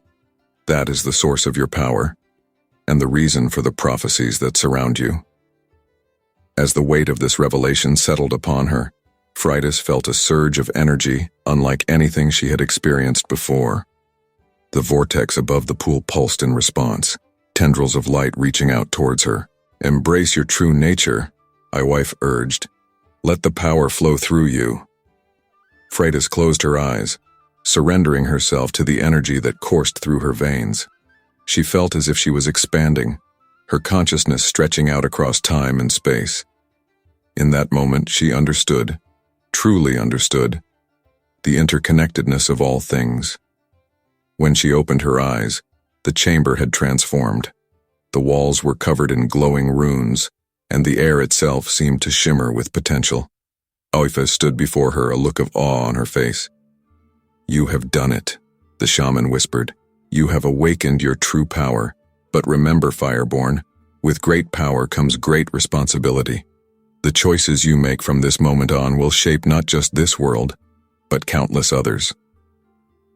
As they made their way back to the entrance, Freydis's mind reeled with the implications of what she had learned. She was more than just Eric the Red's daughter, more than a Norse explorer. She was a nexus of realities, a being with the power to shape the very fabric of existence. When they emerged from the structure, Leif and the others rushed forward, their faces etched with concern. "You were gone for days," Leif exclaimed. "We were about to come in after you." Freydis blinked in surprise. To her, it had felt like mere hours. Days? But how? Oifa smiled knowingly. Time flows differently in the heart of darkness. But come, we have much to discuss. The fate of your people, of all people, hangs in the balance. As they made their way back to the camp, Freydis felt the weight of her newfound knowledge settling upon her shoulders. She was no longer just an explorer in a new land. She was a bridge between worlds, a keeper of ancient secrets, and perhaps the key to humanity's future. The heart of darkness had revealed its secrets, but the true test was yet to come. How would Freydis use her power, and what consequences would her choices have for the delicate balance between worlds? Only time would tell. The Norse encampment was a hive of activity as Freydis and her companions emerged from the forest. Word of their return had spread quickly, and a crowd had gathered to greet them. Freydis could feel the weight of their stares, a mixture of awe, fear, and curiosity. Thorfinn pushed his way through the throng, his face a mask of concern and relief. "By Odin's beard, we thought you were lost. What happened out there?" Leif stepped forward, placing a protective hand on Freydis' shoulder. "Much has transpired, Thorfinn. We need to speak in private." As they made their way to Leif's tent, Freydis caught snippets of whispered conversations. Gone for nearly a week. Came back with one of the savages. Something's different about her. Inside the tent, Thorfinn's eyes widened as he took in Oyfa's presence. "You brought one of them back with you? Have you lost your senses?" Freydis felt a surge of anger at his words. "Her name is Oyfa, and she is a shaman of the Beothuk. She has helped us understand things beyond your imagination, Thorfinn." Leif held up a hand, silencing them both. "Peace. We have much to discuss, and little time to do so. The situation here has deteriorated in your absence." As Leif explained the rising tensions between the Norse and the Beothuk, Freydis felt a growing sense of dread. The delicate peace they had established was on the verge of collapse. "The Beothuk grow restless," Thorfinn added. "They demand justice for the blood spilled, and many of our own men chafe at the restrictions placed upon them. We stand on the brink of open conflict." Oyfa spoke up, her voice calm but firm. "This land does not belong to either of our peoples alone. It is alive, with a will of its own. If we cannot find a way to coexist, it will reject us all." Thorfinn scoffed. "Pretty words, but they won't stop arrows or swords." Freydis stepped forward, her eyes blazing with an inner fire. "No, but I will. I've seen things, learned things that change everything. We have a chance to forge a new path here, one that could benefit both our peoples. But I need your trust, and your support." For a moment, silence reigned in the tent. Then Leif nodded slowly. "You have mine, sister. Always." Thorfinn looked less convinced, but he grudgingly agreed. "Very well. What do you propose?" Over the next hour, Freydis outlined her plan. They would call for a grand assembly, bringing together the leaders of both the Norse and the Beothuk. There, she would reveal what she had learned and propose a new way forward. As they emerged from the tent, the camp was abuzz with activity. Word had spread that a major announcement was coming, and speculation ran rampant. Bjorn approached, his face etched with concern. "Freydis, a word?" She nodded, following him to a quiet corner of the camp. "There's unrest brewing," Bjorn said in a low voice. "Some of the men, they're talking about taking matters into their own hands. They say you've been bewitched by the savages, that you're leading us to ruin." Freydis felt a chill run down her spine. "Who? Tell me their names." Bjorn shook his head. "I can't, but be on your guard. Not everyone here is as loyal as they seem." As the day wore on, preparations for the assembly continued. Messengers were sent to the Beothuk, inviting their leaders to the gathering. Freydis spent hours in deep conversation with Oyfa, refining her understanding of her newfound powers and the delicate balance between worlds. As night fell, a tense quiet settled over the camp. Freydis found herself unable to sleep, her mind racing with the enormity of what lay ahead. She slipped out of her tent, seeking solace in the cool night air. As she walked along the edge of the camp, a movement in the shadows caught her eye. She turned to see a group of men huddled together, speaking in hushed tones. Among them, she recognized the ringleaders of the earlier skirmish with the Beothuk. Freydis edged closer, straining to hear their conversation. "Can't let this continue. The witch has poisoned Leif's mind. Aye, and Thorfinn's too, by the looks of it. We need to act now before it's too late." "But how? They'll be on their guard." A chill ran down Freydis' spine as she realized the depth of the conspiracy. These men were planning to sabotage the assembly, possibly even assassinate the Beothuk leaders. Without thinking, she stepped out of the shadows. "That's enough." The men whirled around, Shock and anger etched on their faces. The leader, a burly warrior named Håkon, sneered at her. Well, well, the witch herself come to spy on us, seize her. As they lunged towards her, Freydis felt that familiar surge of power. She raised her hands, and suddenly the air around her crackled with energy. The men stopped short, their eyes wide with fear. I am no witch, Freydis said, her voice resonating with otherworldly power. I am Freydis Eiriksdottir, daughter of fire and keeper of worlds, and I will not let you destroy everything we've built here. For a moment it seemed her display of power had cowed them, but then Hakon's face twisted with rage. Kill the witch, he roared, charging forward with his sword raised. Time seemed to slow. Freydis saw the blade descending towards her, heard the shouts of alarm from the rest of the camp. In that moment, she made a choice. She reached out not with her hands but with her mind. She felt the threads of reality bending to her will. Suddenly, Håkon and his conspirators found themselves frozen in place, unable to move. The commotion had drawn the attention of the entire camp. Leif and Thorfinn came running, their faces a mixture of shock and awe at the scene before them. What is the meaning of this? Thorfinn demanded. Freydis's voice was steady as she explained what she had overheard. As she spoke, she could see the disbelief on many faces turn to anger and disappointment. Leif's face was grim as he turned to the frozen conspirators. Is this true? You would betray your own people? Risk everything we've worked for? Unable to speak, Hakon could only glare in defiance. As the gravity of the situation sank in, murmurs began to spread through the gathered crowd. Some called for immediate execution of the traitors, while others demanded they be sent back to Greenland in chains.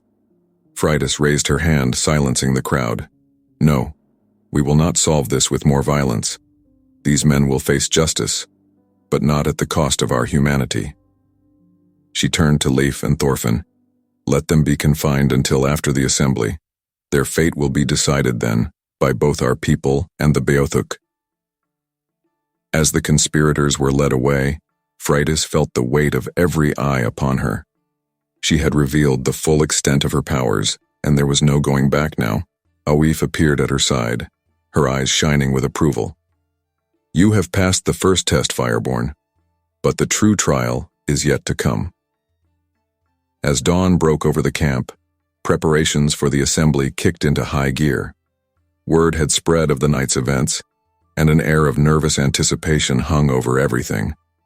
Freydis stood at the edge of the clearing where the gathering would take place, watching as Norse and Beothuk alike began to arrive. She could feel the weight of destiny pressing down upon her. Leif approached, his face etched with concern. Are you ready for this, sister? Freydis took a deep breath, squaring her shoulders. I have to be. The future of both our peoples depends on it. As the assembly began, Freydis stepped forward to address the gathered crowd. She could feel the tension in the air, the simmering mistrust between the two groups. People of the Norse, people of the Beothuk, she began, her voice carrying across the clearing. We stand at a crossroads. The path we choose today will shape not just our own destinies, but the fate of this land and countless others. And with that, Freydis began to speak of what she had learned in the heart of darkness, of the interconnectedness of all things, of the power that flowed through the very veins of this new world. As she spoke, she could see the doubt and skepticism on many faces slowly give way to wonder and possibility. But she knew that words alone would not be enough. As she reached the climax of her speech, Freydis called upon her newfound powers. The air around her began to shimmer, and suddenly the clearing was filled with visions of other worlds, other possibilities. Gasps of awe and fear rippled through the crowd. Freydis saw some reach out, trying to touch the ephemeral images that danced before their eyes. This is the truth of our existence, Freydis declared. We are all connected, all part of something greater than ourselves. The choices we make here in this new land will echo across realities. We have a chance to build something truly extraordinary, but only if we can move past our fears and prejudices. As the visions faded, a hush fell over the assembly. Freydis held her breath, waiting to see how her words and display would be received. The silence stretched on, tension building with each passing moment. Then, slowly, a Beothuk elder stepped forward. He looked at Freydis with eyes that seemed to peer into her very soul. "The old stories speak of one who would come from across the sea," he said, his voice carrying clearly despite its age. "One who would bridge the gap between worlds and usher in a new age. I believe we have found that one." A murmur of agreement spread through the Beothuk contingent. Freydis felt a glimmer of hope, but she knew the real test was yet to come. She turned to face her own people, seeing the mixture of awe, fear, and uncertainty on their faces. "What say you?" she asked. "Will you join me in building a future that transcends the boundaries of our past?" The fate of two peoples, and perhaps countless worlds, hung in the balance. As Freydis waited for their response, she knew that whatever came next would be a trial by fire, one that would test not just her newfound powers but the very essence of who she was and what she believed in. The silence that followed Freydis's impassioned speech seemed to stretch for an eternity. The air was thick with tension, the fate of two peoples hanging in the balance.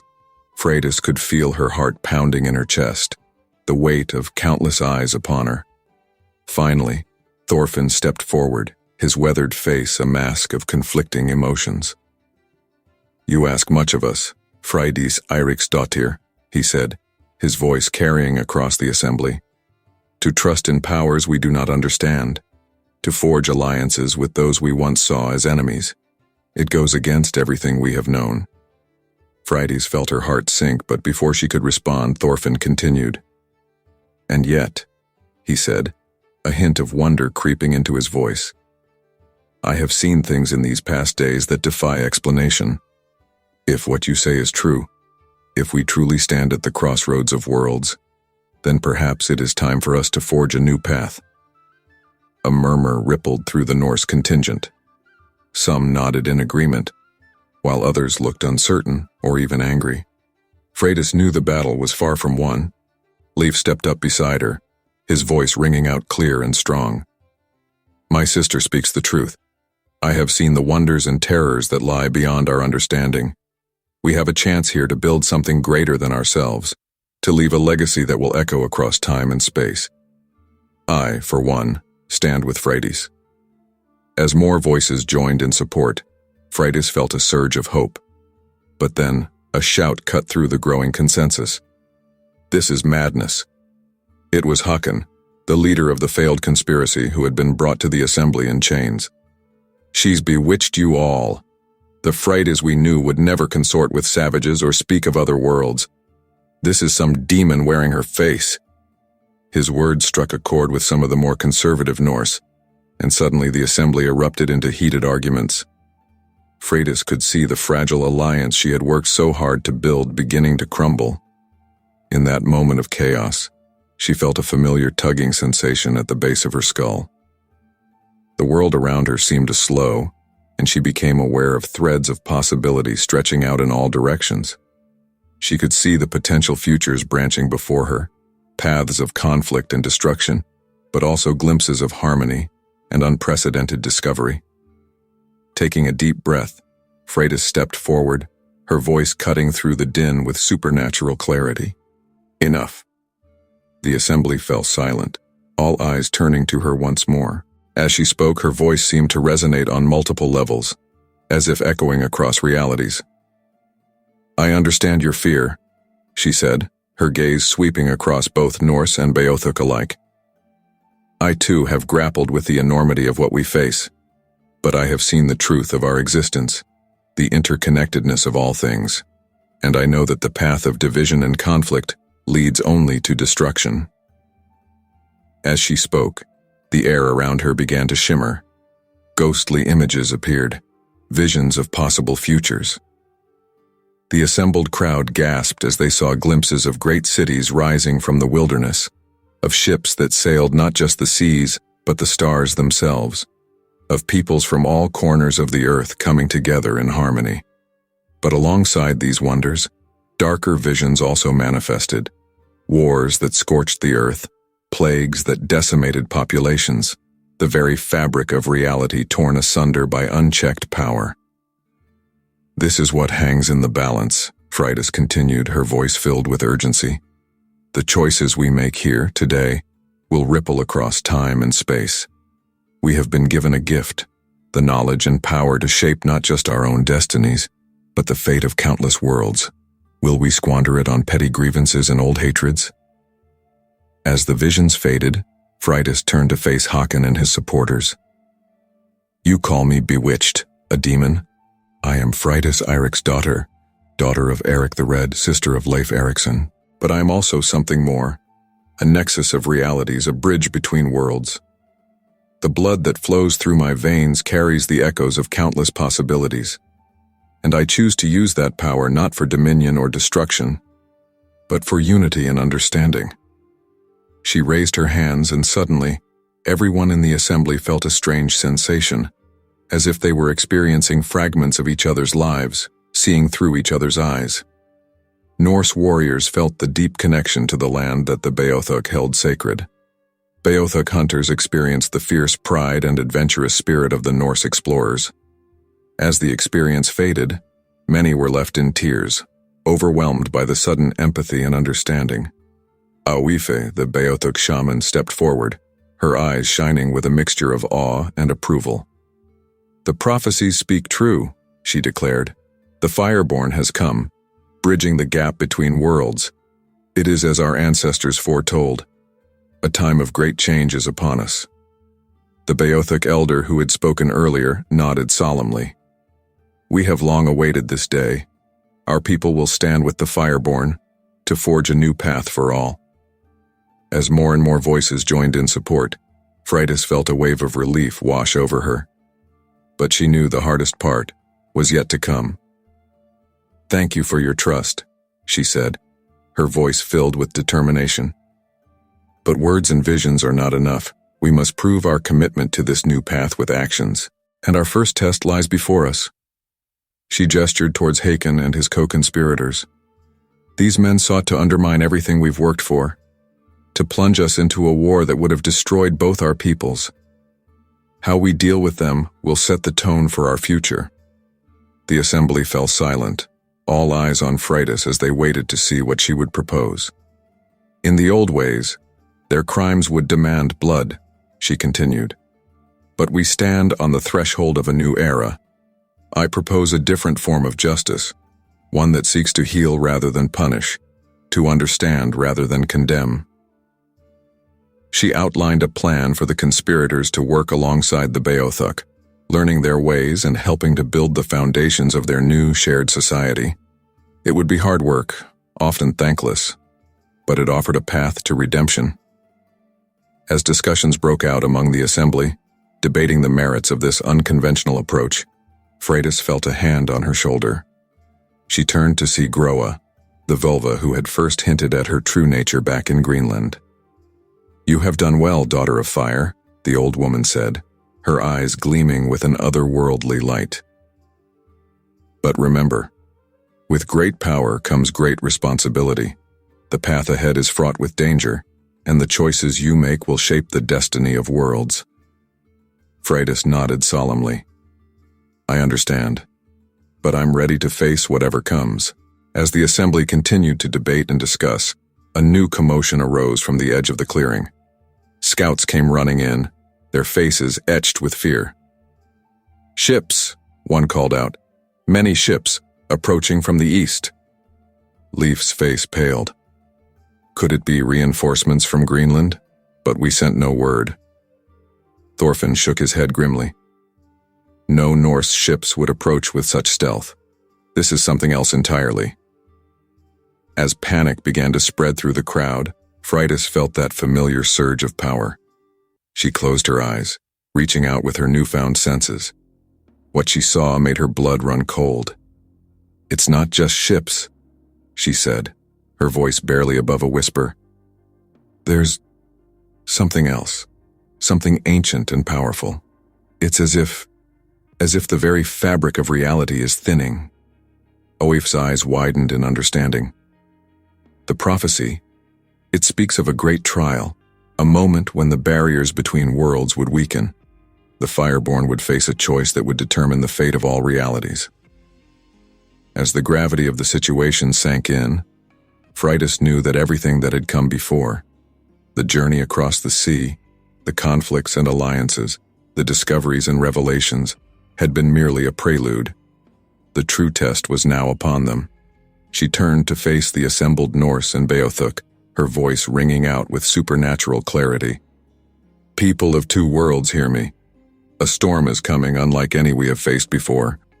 But we do not face it alone. Together we stand at the crossroads of destiny. Will you stand with me to face whatever comes and forge a future beyond imagining?" As voices raised in affirmation, Freydis felt a surge of determination. Whatever lay ahead, be it invaders from across the sea or threats from beyond the veil of reality itself, they would face it together. The prophecy was unfolding, and Freydis Eirik's daughter, the Fireborn, Nexus of Worlds, was ready to meet her destiny head-on. The air crackled with tension and possibility as they prepared for the coming storm. The fate of not just their two peoples, but of countless realities, hung in the balance. And at the center of it all stood Freydis, her eyes blazing with an inner fire, ready to shape the destiny of worlds. The air was thick with tension as the assembled Norse and Beothuk prepared for the approaching threat. The once divided groups now moved with surprising unity, guided by Freydis's vision and the shared understanding they had gained. Leif approached his sister, his face etched with concern. "The scouts report at least a dozen ships, unlike any they've seen before. What are we facing, Freydis?" She closed her eyes, reaching out with her newfound senses. The images that flooded her mind were chaotic and terrifying. "It's complicated," she said, her voice strained. "These ships, they're not just from our world. Somehow they've crossed the boundaries between realities." Thorfinn, who had been listening nearby, scoffed. "More talk of other worlds. How are we supposed to fight something we don't understand?" Freydis's eyes snapped open, blazing with an inner fire. "With everything we have. This isn't just about us anymore. The fate of countless realities hangs in the balance." As they spoke, a shimmering distortion appeared at the edge of the clearing. From it stepped Groa, the vulva, her eyes glowing with an otherworldly light. "The time has come, daughter of fire," she intoned. "The threads of fate are converging. You must make your stand here, not just for this world, but for all worlds." Before Freydis could respond, a bone-chilling roar echoed across the land. The assembled warriors watched in horror as the first of the strange ships crested the horizon. They were like nothing anyone had ever seen, sleek vessels of metal and light, defying the very laws of nature. And atop the lead ship stood a figure that seemed to shift and change with every moment, as if it couldn't decide on a single form. "By the gods," Bjorn whispered, his face pale. "What manner of creature is that?" Oif, the Beothuk shaman, stepped forward, her voice filled with awe and fear. "The devourer of worlds. The ancient texts speak of such a being, one that seeks to consume all realities, to remake existence in its own image." As the ships drew closer, the air itself seemed to warp and twist. Reality flickered, showing glimpses of other worlds, other possibilities. Some of the warriors cried out in fear and confusion as they saw multiple versions of themselves, living different lives. Freydis stood tall, her voice carrying across the chaos. "Stand firm. This is what we've prepared for. Together we are stronger than any force that seeks to divide us." The Devourer's voice boomed across the land, seeming to come from everywhere and nowhere at once. "Foolish mortals. You cannot hope to stand against the inevitable. All realities will be mine to reshape as I see fit." Freydis felt a surge of power unlike anything she had experienced before. She raised her hands, and suddenly a shimmering barrier sprang into existence, surrounding their encampment. "You underestimate us," she called out, her voice resonating with otherworldly power. "We may be mortals, but we are the authors of our own destiny." The battle that followed was unlike anything seen in any world. The Devourer's forces, creatures pulled from 1,000 different realities, clashed against the united front of Norse and Beothuk. Swords and arrows flew alongside bursts of shamanic magic, and the otherworldly powers Freydis was only beginning to understand. Leif fought like a man possessed, his sword a blur as he cut down opponents that defied description. For Midgard, he roared, rallying the Norse warriors around him. Nearby, Thorfinn found himself fighting back-to-back with a Beothuk warrior he had once despised. "Never thought I'd die side by side with a savage," he grunted, decapitating a multi-armed monstrosity. The Beothuk warrior laughed, a sound of pure joy in the midst of chaos. "How about side by side with a friend?" Thorfinn grinned fiercely. I could do that." As the battle raged, Freydis found herself drawn towards the Devourer. The creature's form continued to shift and change, sometimes appearing as a towering giant, other times as a swirling vortex of energy. "You are an anomaly," the Devourer's voice echoed in her mind. "A nexus point in the fabric of reality. Join me, and we could reshape existence itself." Freydis felt the pull of the Devourer's power, the temptation to give in to the chaos. For a moment she saw visions of herself as a godlike being, ruling over countless worlds. But then she heard the voices of her people, Norse and Beothuk alike, fighting and dying to protect their home, their future. She saw Leif, bloodied but unbowed, still swinging his sword. She saw Eoife, channeling the power of the land to heal the wounded and bolster their defenses. "No," Freydis said, her voice growing stronger with each word. "I am Freydis Eirik's daughter, daughter of fire, bridge between worlds, and I choose to stand with my people, all my people." With a cry that seemed to shake the very foundations of reality, Freydis unleashed her power. The air around her erupted in flames that burned with the light of 1,000 suns. The fire spread, not destroying but purifying, burning away the Devourer's influence. The Devourer howled in rage and pain, its form beginning to disintegrate. "This isn't over, Nexus child. There will always be chaos, always be those who seek to remake reality." As the creature's form collapsed in on itself, a shockwave of energy exploded outward. Freydis threw up her hands, channeling every ounce of her power to protect her people. When the dust settled, the Devourer and its forces were gone. The strange ships had vanished, leaving only the familiar shores of their new home. A stunned silence fell over the battlefield. Then slowly, cheers began to rise. Norse and Beothuk alike embraced, united in their victory. Leif approached Freydis, his eyes wide with awe. "By Odin's beard, sister, what you did, it was beyond anything I've ever seen." Freydis smiled wearily. "It wasn't just me, brother. It was all of us, standing together."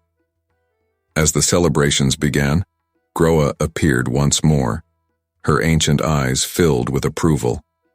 "You have done well, daughter of fire. But remember, this is just the beginning. The threads of fate have been rewoven, and the future is uncertain." Freydis nodded solemnly. "I understand. There will be more challenges ahead, more threats to face." In the days that followed, as they began to rebuild and heal, Freydis found herself at the center of a new society. Norse and Beothuk worked side by side, sharing knowledge and traditions. The barriers between them, once seemingly insurmountable, had been burned away in the fires of shared adversity. One evening, as the sun set over their fledgling settlement, Leif approached Freydis with news. "The ships are ready," he said, his voice tinged with both excitement and sadness. "A group of our people wish to return to Greenland, to share news of what we've discovered here." Freydis felt a pang in her heart. "Will you be going with them?" Leif shook his head, a small smile playing on his lips. "No, sister. My place is here, helping to build this new world. But I think you should go." Freydis looked at him in surprise. "Me? But I'm needed here." "You are. Leif agreed. But you're needed elsewhere too. The knowledge you carry, the power you wield, it could change everything. Our people back home need to understand what's at stake. As Freydis considered his words, Oif joined them. The Fireborn's journey is not yet complete, the shaman said softly. There are other nexus points in the world, other places where the veil between realities grows thin. They will need your guidance, your protection. Freydis looked out over the settlement, watching as Norse and Beothuk children played together, as elders from both cultures shared stories around the fire. She felt a swell of pride at what they had accomplished. You're right, she said finally, but I will return. This place, these people, they're a part of me now. As the day of departure dawned, the entire settlement gathered to bid farewell. Freydis stood at the prow of the lead ship, her heart heavy with the weight of responsibility but burning with determination. Leif clasped her arm one last time. Safe travels, sister. May the winds be at your back and the gods watch over you. Thorfinn, who had chosen to stay and help lead the new settlement, nodded gruffly. Don't forget about us out here in the wilderness, Firehair. We'll be expecting great things from you. As the ship set sail, Freydis looked back at the shore. She saw Eoifa raising her staff in farewell, felt the shaman's voice in her mind. Remember, daughter of fire, the future is not set. Every choice, every action ripples across realities. Choose wisely. Freydis turned her gaze to the horizon, to the vast unknown that lay ahead. She was Freydis Eiriksdottir, daughter of Eric the Red, sister of Leif Erikson. But she was also the Fireborn, the Nexus child, a bridge between worlds. As the shores of Vinland faded from view, Freydis felt the familiar tug of other realities brushing against her consciousness. The legacy of the flame burned bright within her, a beacon of hope and a promise of adventures yet to come. The end of one journey was but the beginning of another, and Freydis was ready to face whatever challenges lay ahead, carrying with her the strength of two peoples united, and the knowledge that the choices she made would echo across the tapestry of existence itself. As the ship sailed into the unknown, Freydis whispered a promise to the wind. I will return, and when I do, we will build a future brighter than any world has ever known. The saga of Freydis Eiriksdottir, the daughter of fire, had only just begun. Through the silence. She speaks truth, Leif Erikson.